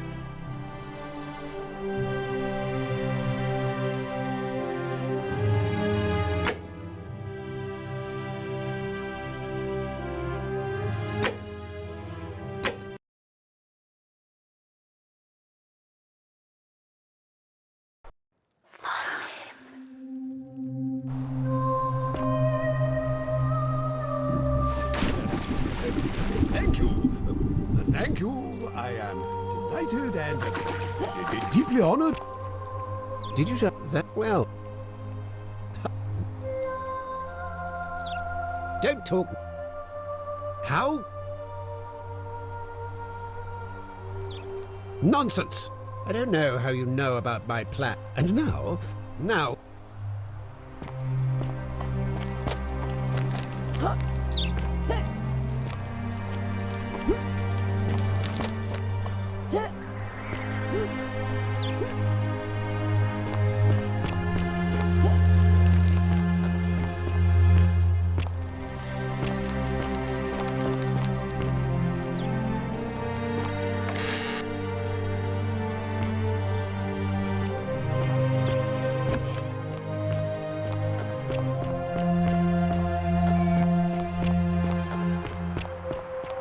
On your best behavior, I trust? Majestic.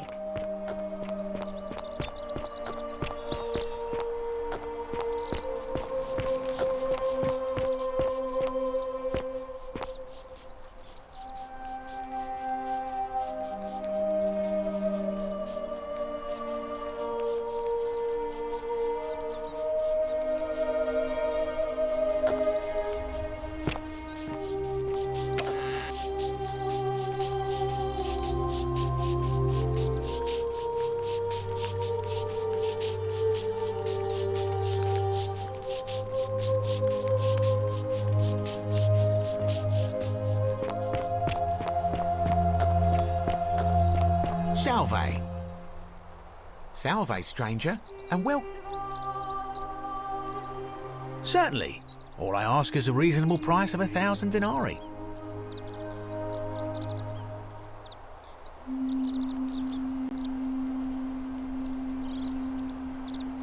Oh, you have it. I'm impressed.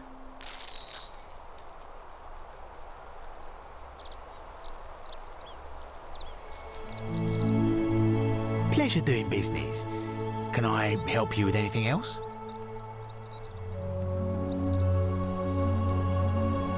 Very well. Another time.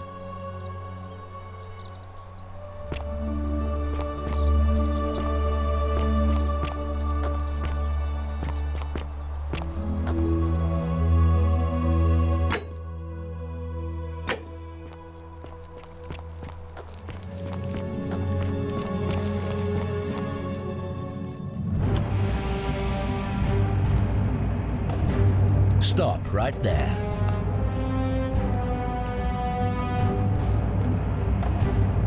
Thank you.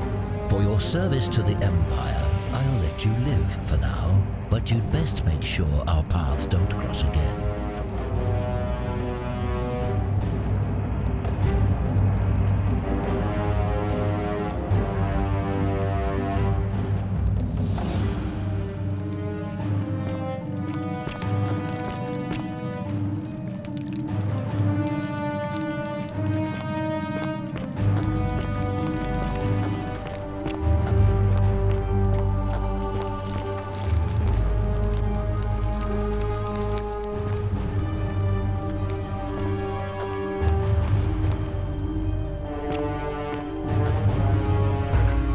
Filthy, lying degenerate!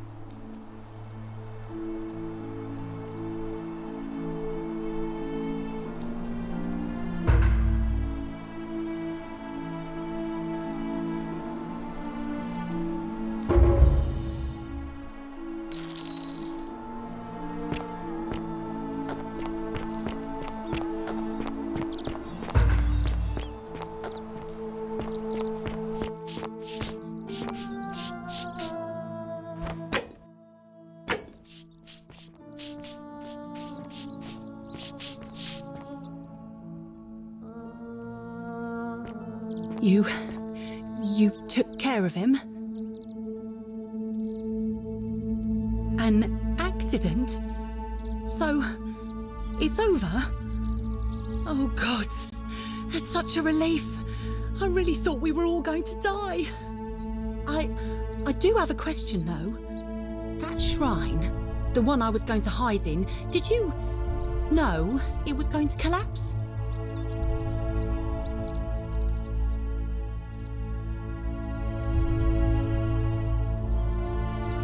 Really? Then how? Oh, I see. I should probably keep my big mouth shut then. Sorry. I promise, nobody else will ever know what you did. But I know. That was really clever. Thank you. I'm glad you're here. Oh, speaking of which, welcome. I'm Fabia. Sorry I was a bit frantic before. Need anything?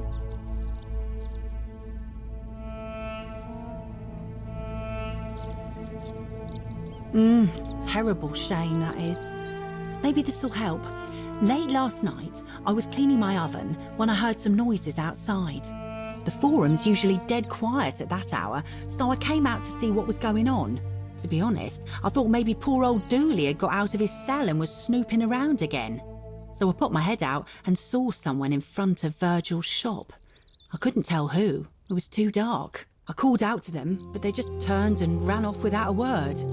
All I remember is they ran past a lit torch and the light glinted off something metallic. Armour, I think. So I suppose it could only be one of three people. Horatius, Domitius or Rufius. I hope that helps.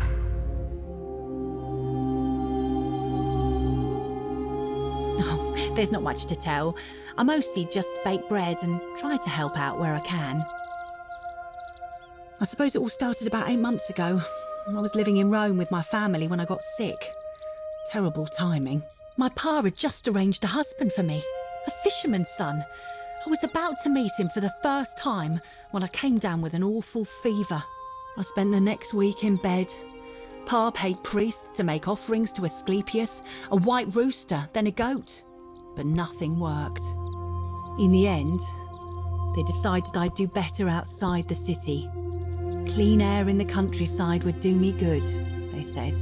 But after about a day in a carriage on the Appian Way, I was getting worse, not better. I remember closing my eyes for a bit, and I guess I must have fell asleep because when I opened them again, I was in a forest by a river. I suppose the driver took off with his fee and left me for dead. Can't say I blame him. I wouldn't have wanted to catch what I had either. Anyway, I went searching for help, stumbled across the trapdoor temple, and here I am.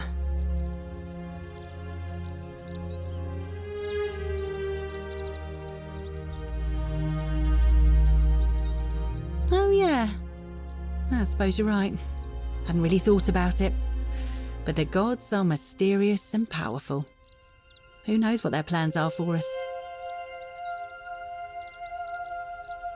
What? You've been here a few moments and you're desperate to get out already? Why not give the place a chance before you try to leave? Good people here. Galerius works hard on the farm so I can put food on our tables, and Lucretia tries to keep us healthy.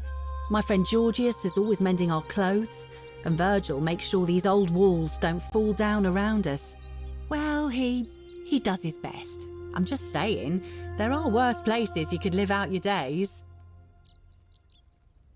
Well, I can tell from your funny accent you're not from around here, but that doesn't mean you don't belong, does it?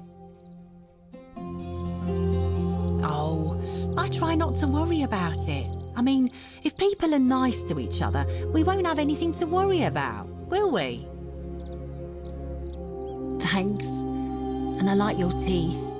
They're so white. And your clothes. Oh, I bet my friend Georgius would like to get a look at you. And I'm sure he'd love to chatter about the Golden Rule with you too.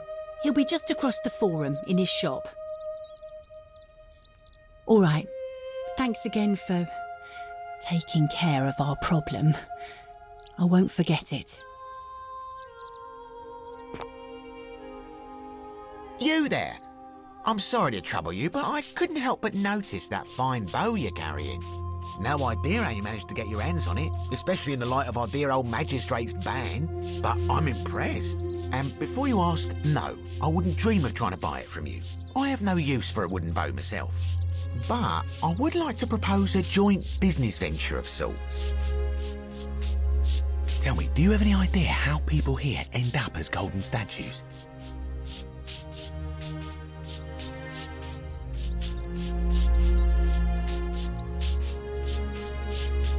And here I was thinking I was the only one to figure it out.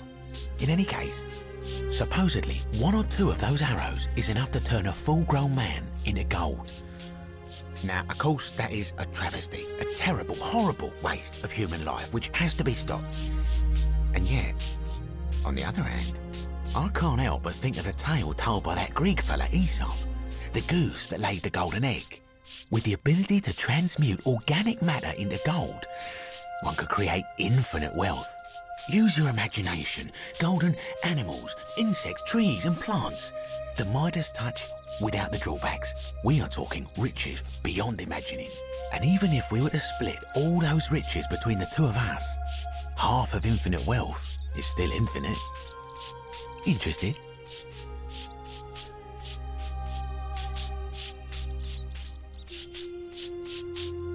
Look, I might have skimmed over that one, but don't be so pedantic. Are you interested or not? Oh, I'm not suggesting we use such a bow on people. There's no profit in breaking the golden rule. Excellent. So the first question is, how do we get our hands on one of those golden bows? Now, I have a plan, but first, tell me, are you familiar with the story of the goddess Diana? No problem. Allow me to explain. Diana is our goddess of the hunt, the moon, and the underworld, depending on who you ask. The one thing priests and poets agree on is that she carried with her a golden bow and a quiver of golden arrows. And it just so happens that there is a shrine of Diana in this very forum, with a prominent statue of the goddess herself. And would you like to guess what she's holding in her hand? Precisely. I can't tell you how many hours I've spent in that temple staring at it, trying to figure out how to retrieve it without breaking you-know-what. Oh, gods, no! If you tried that, we'll be dead within moments, I'm sure. No, here's what I propose. You give your bow to me, I cover it in a thin layer of gold leaf, and we create a replica of a golden bow. Then you enter the shrine, extinguish the braziers, and under cover of darkness, swap out the fake for the original. It's not theft exactly, it's more of a trade. But make no mistake, this is a dangerous path, and there's no way of knowing where it will lead. But in my experience, all the best adventures begin with a risky first step. Now, You must have questions. Ask away.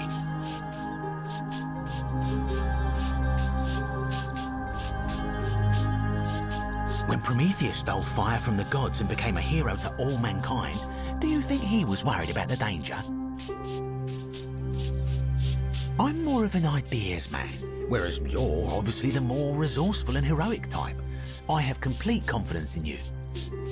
Because the gods would see you, of course, hence my proposal. So, are you in, partner?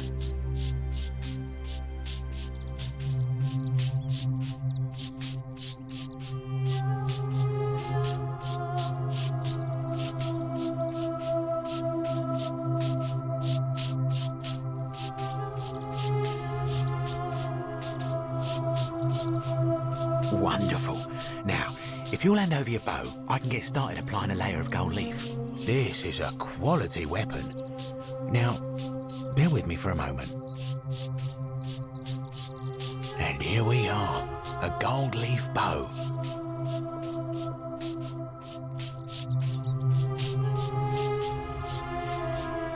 Now I've gone and unlocked the Shrine of Diana for you, so as quick as you can, head on inside. It's just at the end of the street on the left. May the gods not watch over you.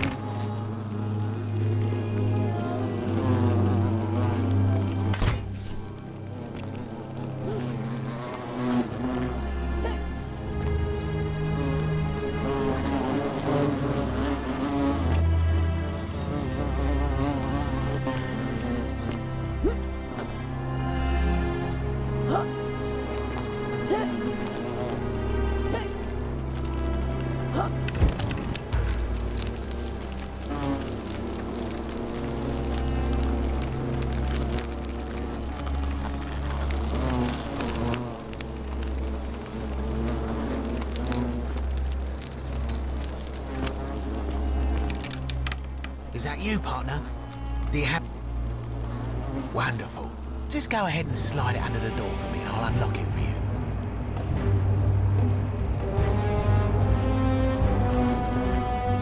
A little bit slow, aren't you?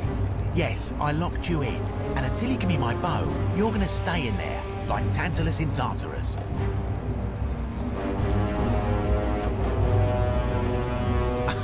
No, technically, I never said that. I said, if we were to split all those riches between the two of us, infinite wealth is still infinite. It's hardly my fault if you can't tell the difference between a hypothetical and a promise, now is it? Oh, I do love a good loophole.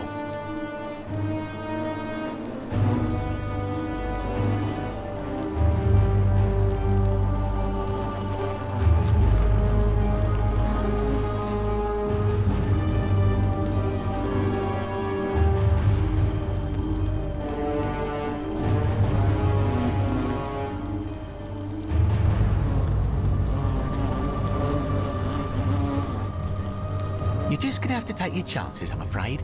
The bow, now. And don't even think about giving me the fake one. I'll recognise my own handiwork.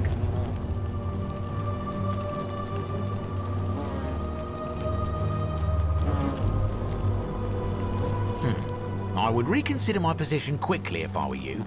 I'm not sure if you noticed, but you're stuck in there with a hornet's nest, and they can be rather aggressive toward intruders. You know, some say it takes 27 hornet stings to kill a man. But I always wondered how anyone could have known that. Let's find out how many it takes to kill a woman, shall we?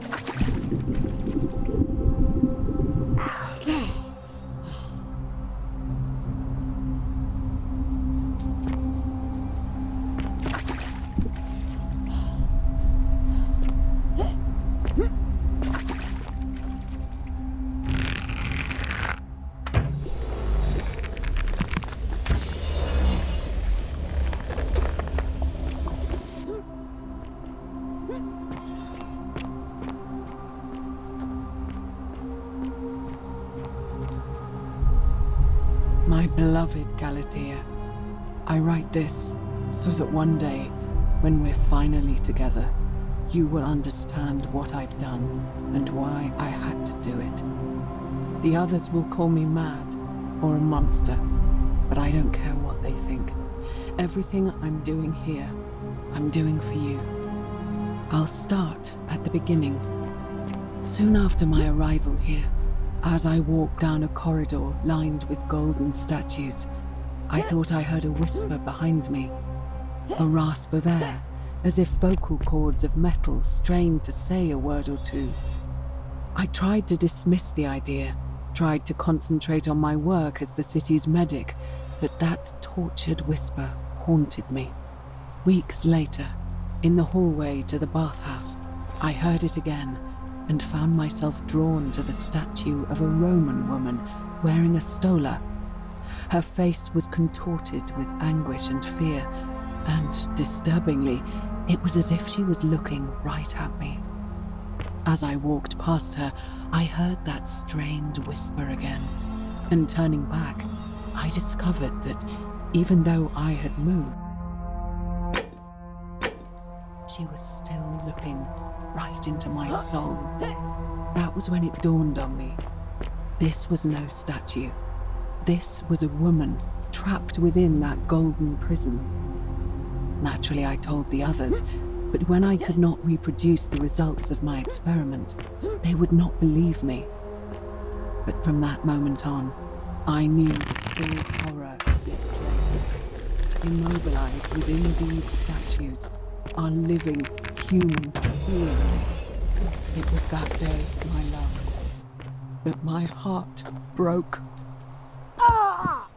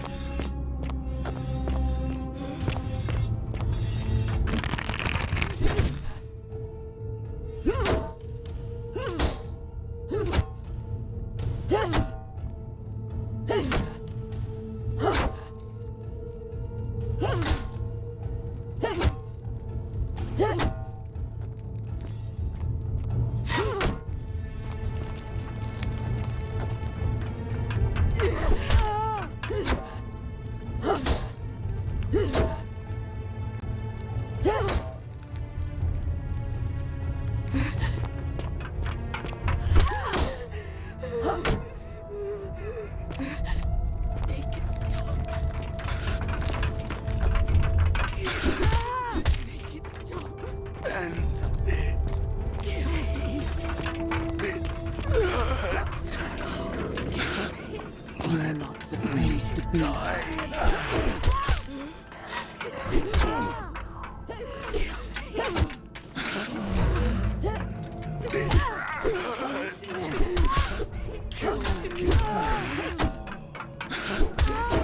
Make it stop.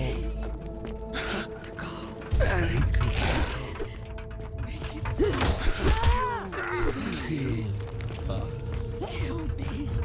Help me. Help us. And it hurts. Make it stop. You make it stop.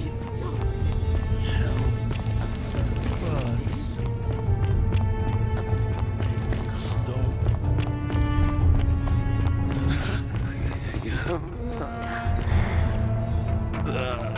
It hurts. Please. It hurts.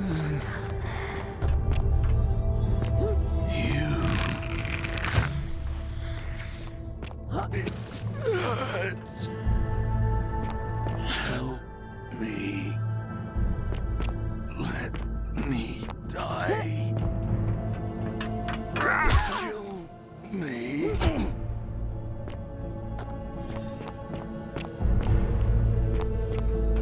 Please.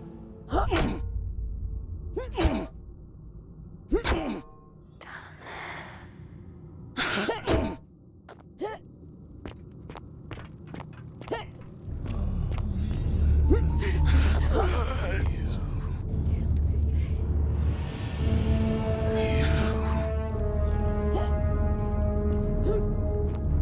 Kill me. And it hurts. Kill me. Me.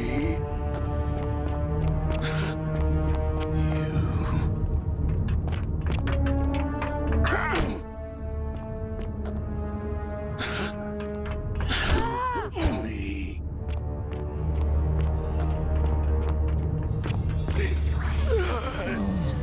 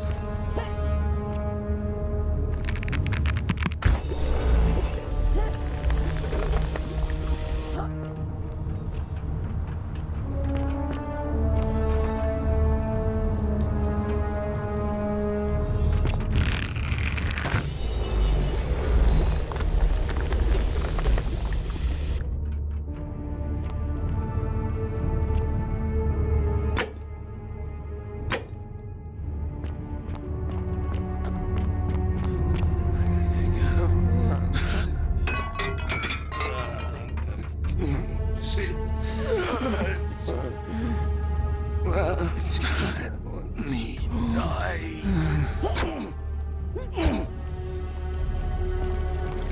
End it.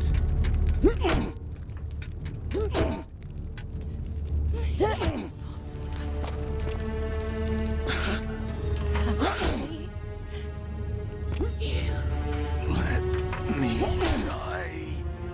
Why won't it stop? Kill me. It hurts. Help me. Let me die. Let me die.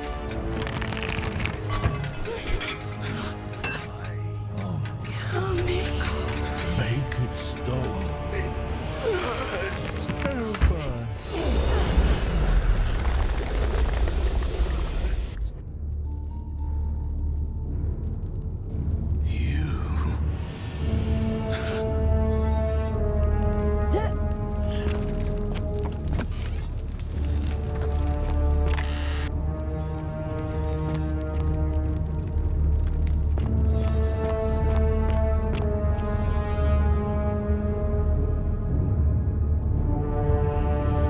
My beloved Galatea, after I learned the terrible truth about the golden statues, I wandered the city as if in a nightmare. What must life be like for these poor souls, entombed in gold, but kept alive somehow? Trapped in their own personal Tartarus, consigned to eternal torment, too horrific for any sane mind to comprehend. I tried to offer them what small mercies I could. I began to talk to them, to keep them company. I'd imagine backstories for them, give them names, and tell them of the world, of the histories and stories I'd learned as a child. As the others became more concerned by my charity, I sought solitude from them, preferring the company of my tormented charges. Discovering a way into the abandoned palace, I began to spend my days walking its halls and sharing with its occupants ancient tales, my mind turning to those of Apollo and Daphne, Perseus and Medusa, and Pygmalion and Galatea. Pygmalion, the sculptor, who fell in love with a beautiful statue.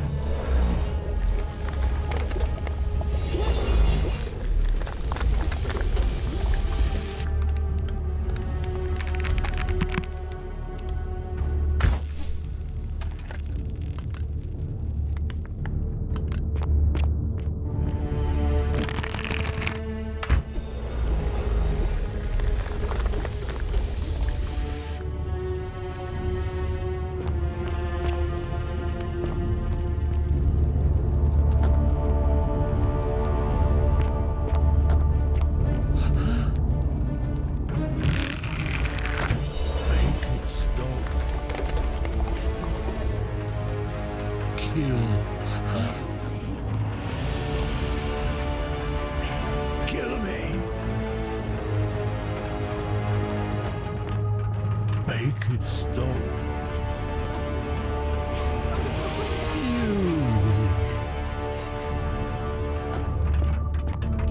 Make it stop. Kill us.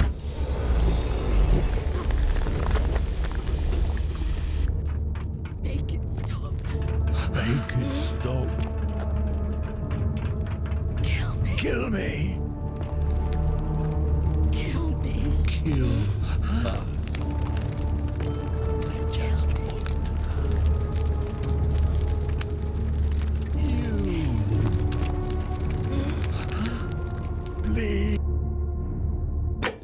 Please. I just want to die. Kill me. Help us.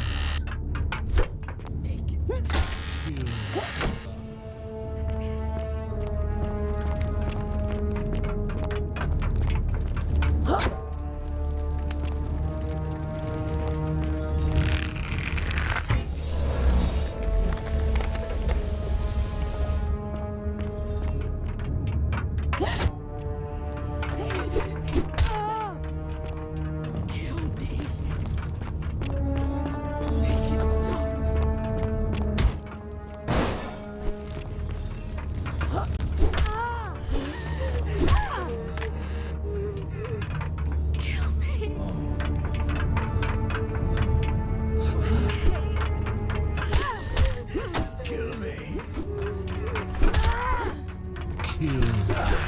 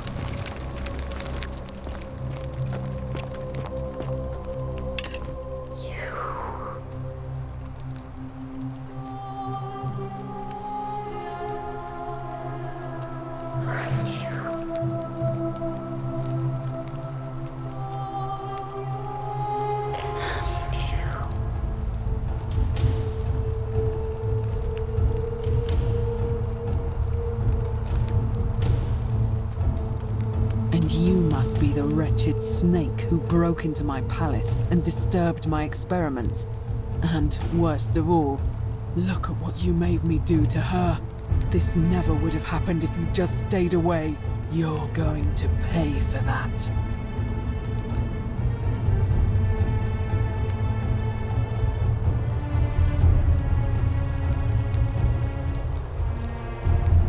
And do you think I care about that? I don't care what happens to me, as long as you get what you deserve. You think you can bring me down with your little wooden arrows before I jam this blade into your throat?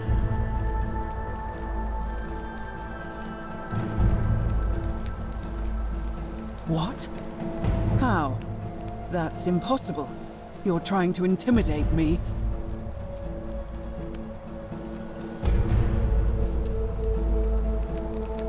Liar.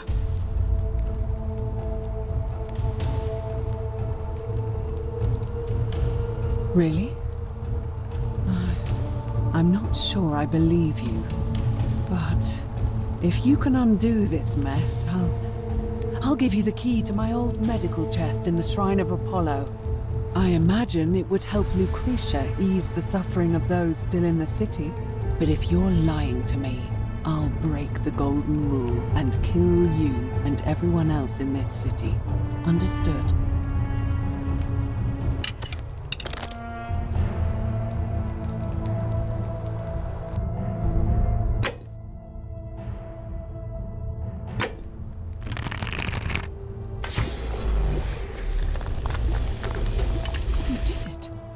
You took away her pain. I don't know what to say. Thank you, thank you.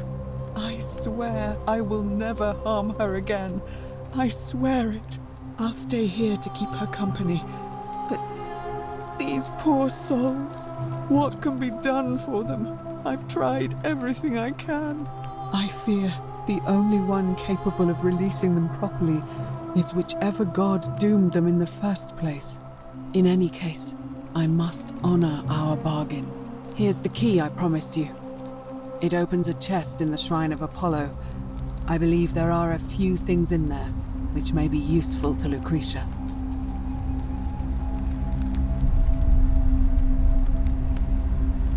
Now, please leave. The door here leads out onto the palace balcony. You should be able to make your way down from there. Go, and never return.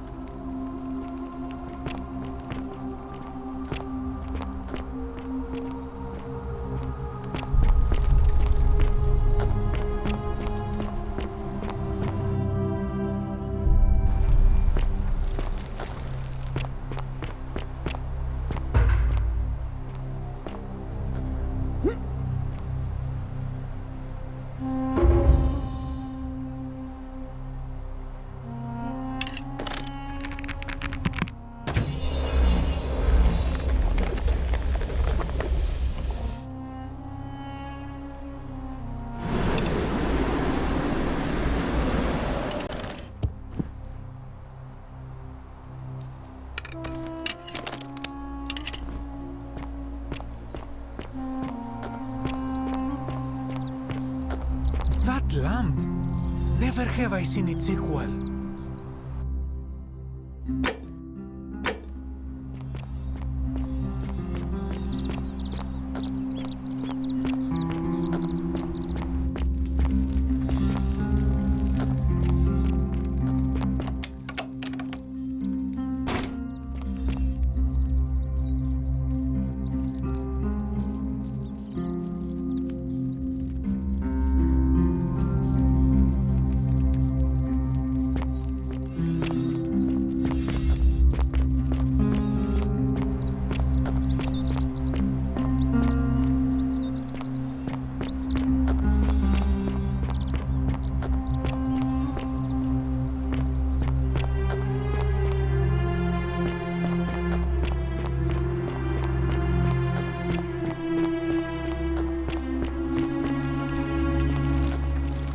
Hey, you're not thinking about going into the cistern, are you?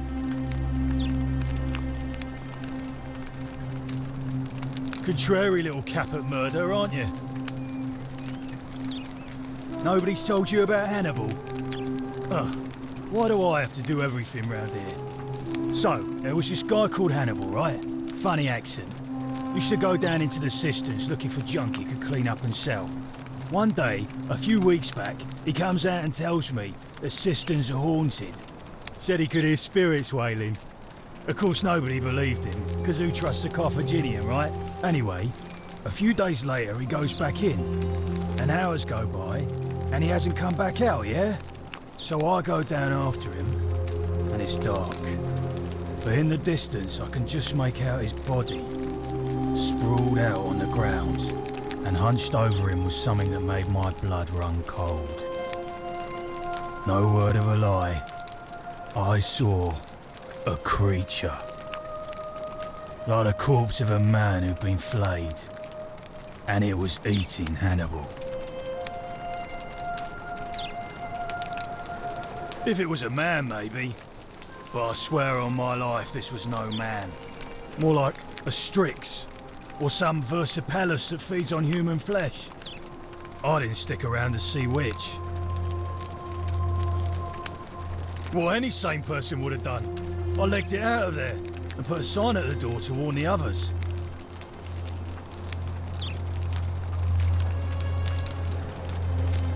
Good idea.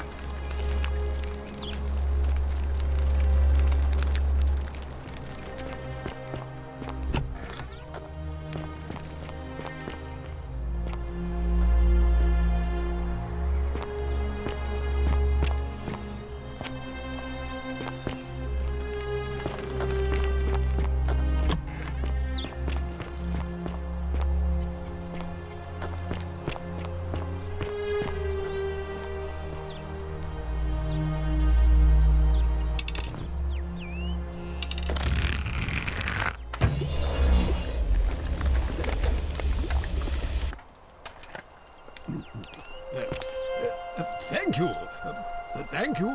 I am delighted and deeply honored to have been elected your magistrate. Yes. Thank you. I'm delighted and deeply honored to have been elected your magistrate. And now...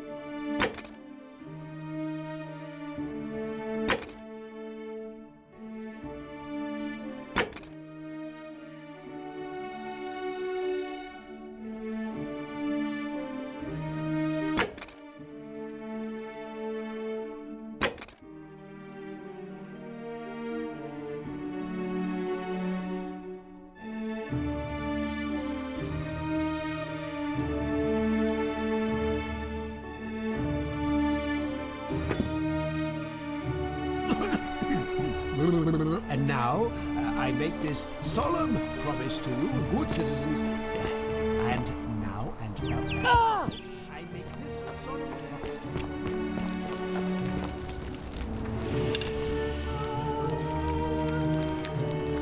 What have you discovered?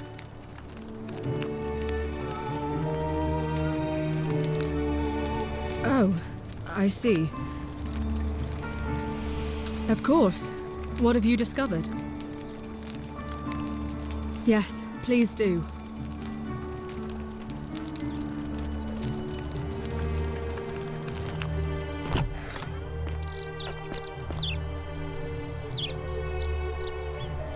We'll speak again after you've carried out my order.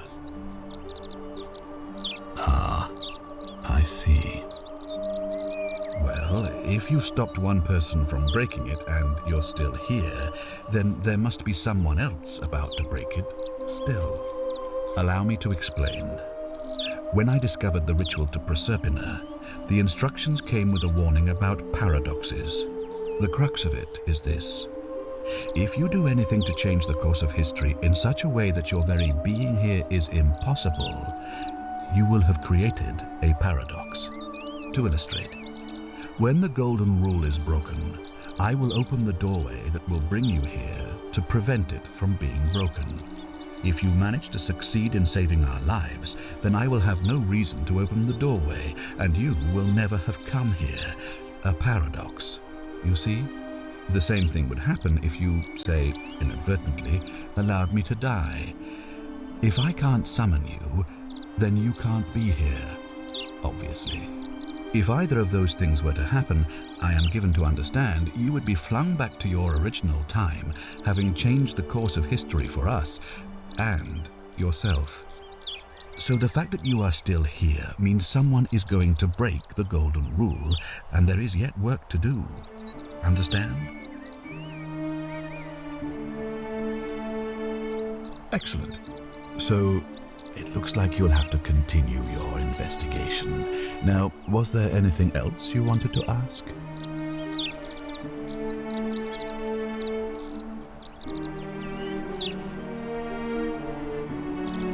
Ask then.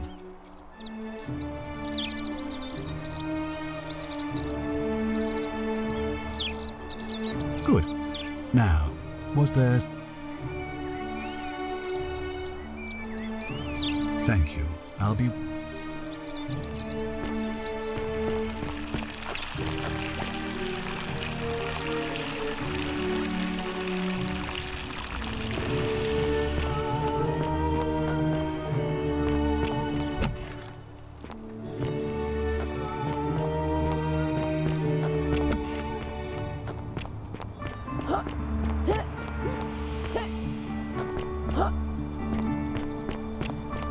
You look well, my sartorial friend. Sometimes I stare at the great temple on...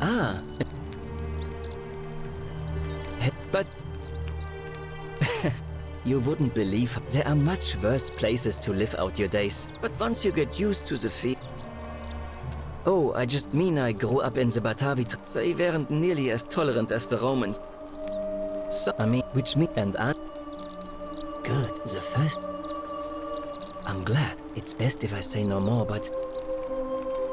Well, Malleolus is... My vote isn't... Nice to talk to you.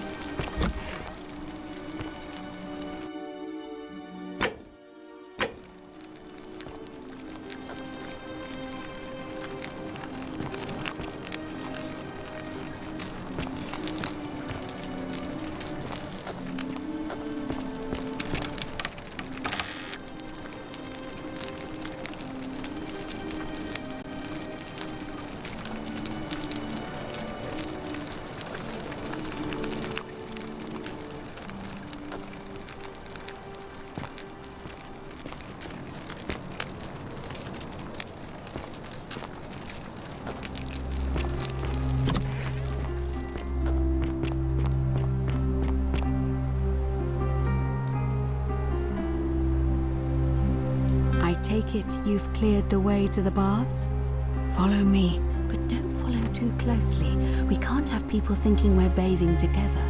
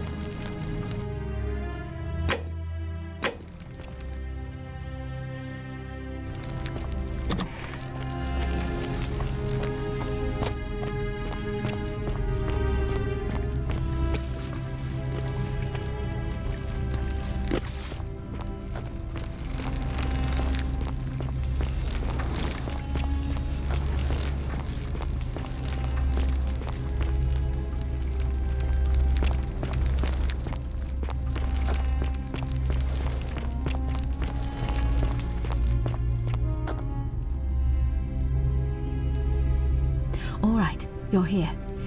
You were asking how I knew the young woman you met by the river was wearing a hood. Here, look down at the bottom of the baths. It's a little hard to make out in this light. If only we could see. Oh, what a marvelous lamp. But do you see it? Somebody waking up by a river in a forest to find a hooded figure with a coin. It's just as you described it, only your pronunciation is a little off. The name you heard wasn't Charon. It was C-H-A-R-O-N, as in Charon, the ferryman of the dead. Charon, who, in exchange for the right coin, helps the souls of the newly deceased cross the Styx, the river that separates the land of the living from the land of the dead. When I dragged you out of the river, I thought you were never gonna wake up. I checked your pockets for ID, but all I found was some loose change. Feels like I've spent my whole life in a dead-end job with an endless commute. Sorry if I sounded cagey, it's just that I don't always get the best reactions when I introduce myself. My name's Karen. I'm so sorry, my friend. I'm so sorry. I take it you know what this means. I'm afraid so. It's all starting to make sense. All these people whose last memory was running from the fires toward the river. It seems none of them escaped with their lives after all. Perhaps we should be grateful they don't remember their final moments. It also tells us that the Golden Rule is the work of Pluto, the god of the underworld, and why his epithet has always been Father of Riches. I know it's a lot to take in, and you look as if you have questions, so I'll try to answer them if I can. Oh, I'm sorry. I keep forgetting you're not from here. If you were Roman, or even Greek, you would know these stories. Each of them is slightly different, whether the storyteller was Plato, Homer, Virgil, or Ovid. But they always involved the souls of the dead meeting a grim ferryman named Charon on the bank of a river. It was said that he'd help the new arrival cross, only if they could pay him with a coin, an obol. That's why it was once our custom to bury our loved ones with a coin in their mouths. Charon's obol, we called it. Of course, an obol was a kind of Greek coin, because we inherited this knowledge from the Greeks.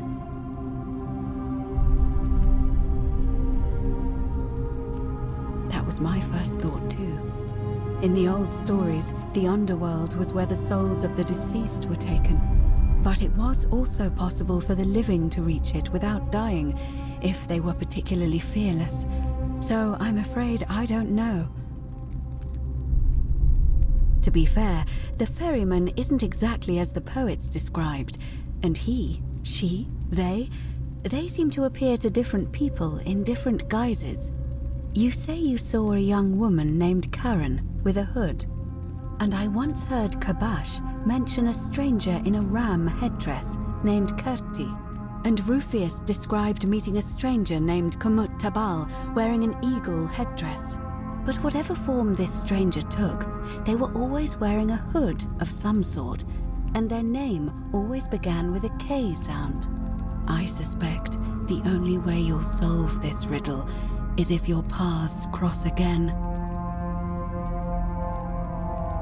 Good question. Let's see. In the stories, Charon would always require a coin as payment for passage across the river, but that never made any sense to me. What does an ancient immortal being need with coins? In our case, it seems Charon didn't take the coins we had.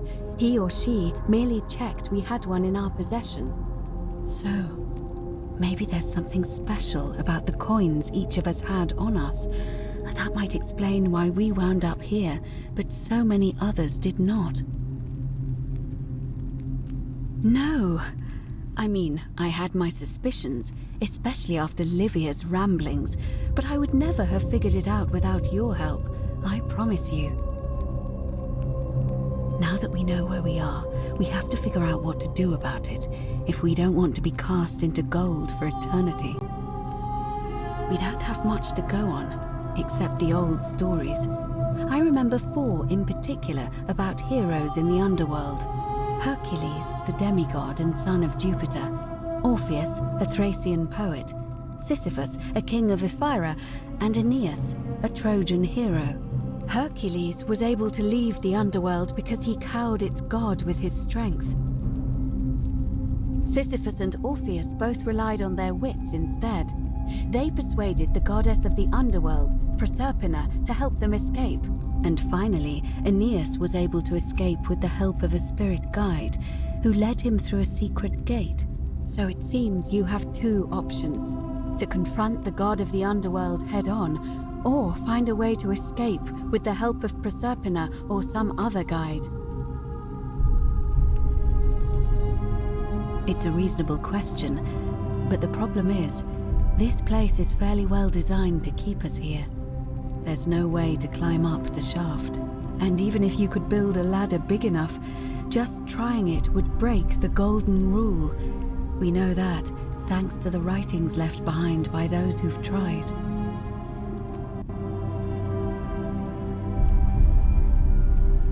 All Romans try to avoid saying it, and the reason is quite simple. He might hear us. You may refer to him as Pluto, if you wish, but you'll only be calling attention to yourself. Do so at your own peril. Shh! Is everyone so blunt where you're from? Oh. That option would be the boldest, but also the only way to learn the truth about the Golden Rule, and maybe even put an end to it.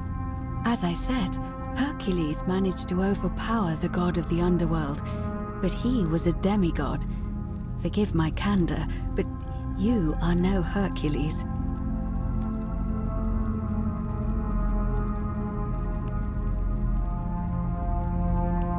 I'll admit, you do seem different to anyone I've ever met. And even that lamp of yours looks like something Prometheus might have stolen from the gods. So, if you want to confront him, I'll help you as much as I can. Who knows? Perhaps your name will be uttered in the same sentence as Hercules one day. But first, you'd need an audience with you-know-who, and for that, you'll need to enter the great temple overlooking the city. The problem is, the door has been sealed shut for as long as I've lived here, and there doesn't even seem to be a keyhole. I suspect the answer lies in the desecrated obelisk in front of it. I'm not sure if you noticed, but there are 4 plaques missing from its base. It looks as though somebody, or a series of somebodies, forcibly removed them, and in doing so, dishonored and angered our divine keeper. If you could recover and replace all 4 of those missing plaques, I imagine he might be willing to receive an audience again. It's the towering stone monument with 4 sides and a pyramid-shaped head that stands before the great temple, a dedication to the god of this place. You'll find them all over Rome, but of course they were looted from Egypt many years ago. It seems one of them made its way here too, although how is a mystery. However, this one is unusual in that each of the 4 sides is decorated in a different style: Roman, Greek, Egyptian, and another I don't recognize. That means you'll need to recover 4 different plaques: Roman, Greek, Egyptian, and a 4th, a mystery plaque. Good question. To answer that, we first need to ask who would have defaced the obelisk in the first place. It would have had the god's name engraved into it, so it may be that whoever desecrated it wanted that name to be forgotten. And there's only one group of people I know of who might want to do that. There's a cult in Rome that often argued there is only one true god. Theirs, of course. They've been known to start fires, as well as deface religious monuments whose existence challenged their beliefs. If I were you, I'd go looking for them. Of course, they've all been in hiding since the fire last year, so finding them won't be easy. But I did hear a rumor they have a secret shrine somewhere in the city. Perhaps, if you could find that, you might be able to recover the Roman plaque. I don't know. But perhaps you should begin your search with the local Greek fellow, Georgius. His store is in the forum. Perhaps Kabash, our Egyptian resident, will be able to tell us. Unfortunately, he disappeared weeks ago. But I did hear Aurelia is peddling rumors about him at the tavern, so perhaps you could talk to her, or just take a look in his room.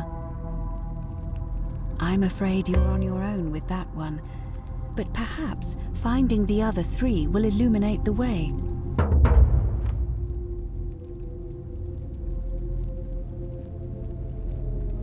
As I mentioned, both Orpheus and Sisyphus were said to have persuaded Proserpina to help them escape, and Aeneas was guided to the exit.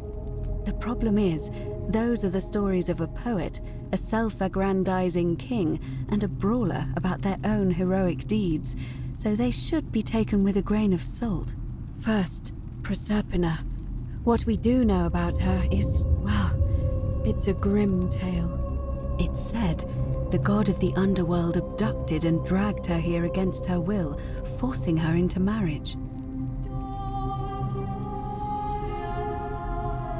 If the stories are true, then I suppose so. The problem is, how do we communicate with her without being noticed by her captor?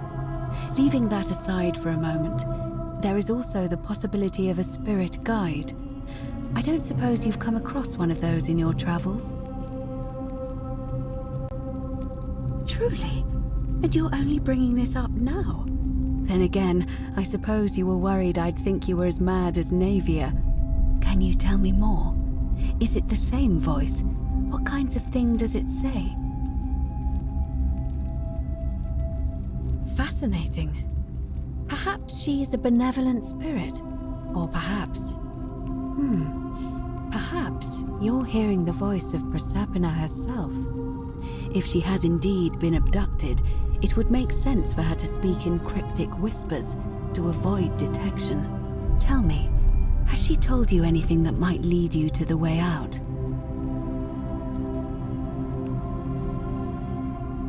That is strange. There are no rivers here. Let me think on that. Well, as far as I can tell, water flows into the city from an aqueduct into one of two cisterns, the upper cistern. If that's the current she's talking about, then perhaps you need to get into the upper cistern somehow. I vaguely recall wondering what was in there, but the door at the back of the great temple is locked up tight. You might be able to get a key from the magistrate, but if that doesn't work, perhaps you can find another way in. Let me know if you find anything in there. All right. I would suggest not discussing this with anyone. The best we can do for them is to let them remain oblivious for as long as possible. As for Livia, it seems she's been shouldering the weight of this terrible secret all this time. Perhaps it would comfort her to know she's not alone.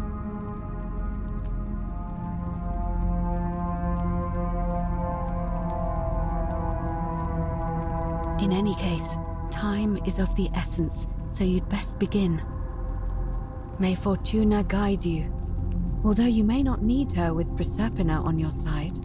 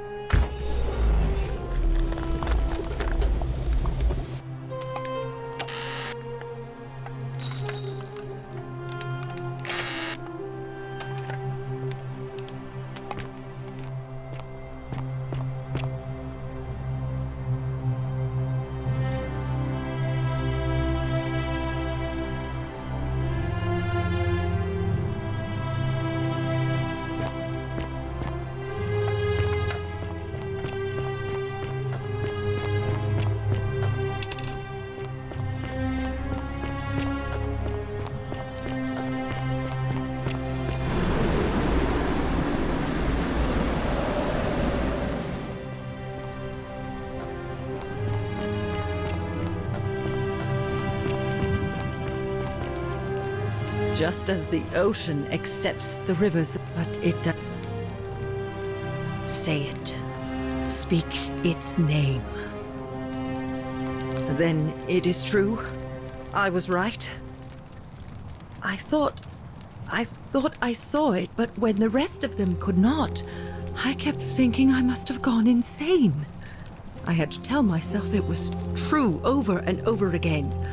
until I wasn't sure if I was deceiving myself. I must apologize if my words seem cryptic.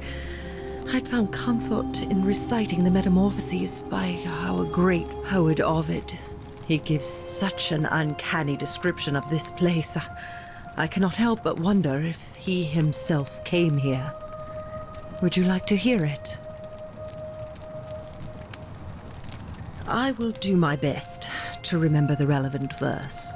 There is a downward path, gloomy with fatal yew trees. It leads through dumb silence to the infernal regions. The sluggish Styx exhales vapor, and by that way, the shadows of the newly dead descend, entombed with full rites, and the ghosts of those, at last, given proper burial. The wide, thorny waste is cold and pallid, and the newly arrived shades are ignorant of the road that leads to the Stygian city, where Black Dis has his cruel palace. As the ocean accepts the rivers of all the world, so this place accepts all the souls, and is never too small for any populace, nor notices the crowds that come. There the bloodless shadows wander without flesh or bone. Some crowd the Forum, some the house of the ruler of the depths. Others follow their trades, imitating their previous lives, and still others incur punishment. I hope I have done it justice, and now we share a secret. It's as if you've lifted a great burden from my shoulders. Thank you, friend. I think I should rest.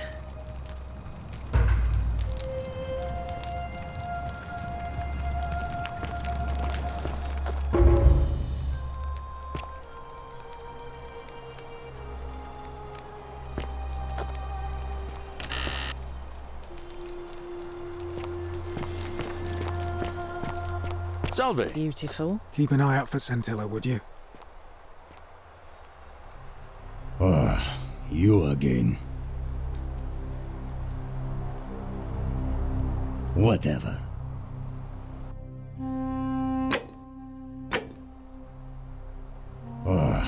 You... No idea what you're talking about? Yeah? Prove it. Whatever.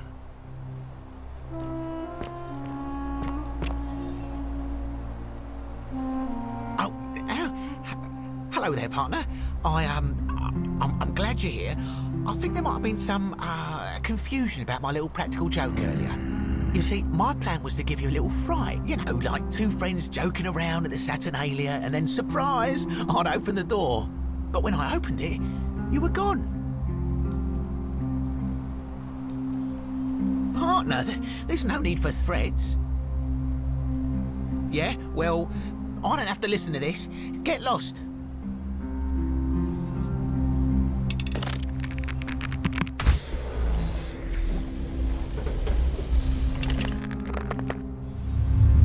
The many shall suffer for the sins of the one.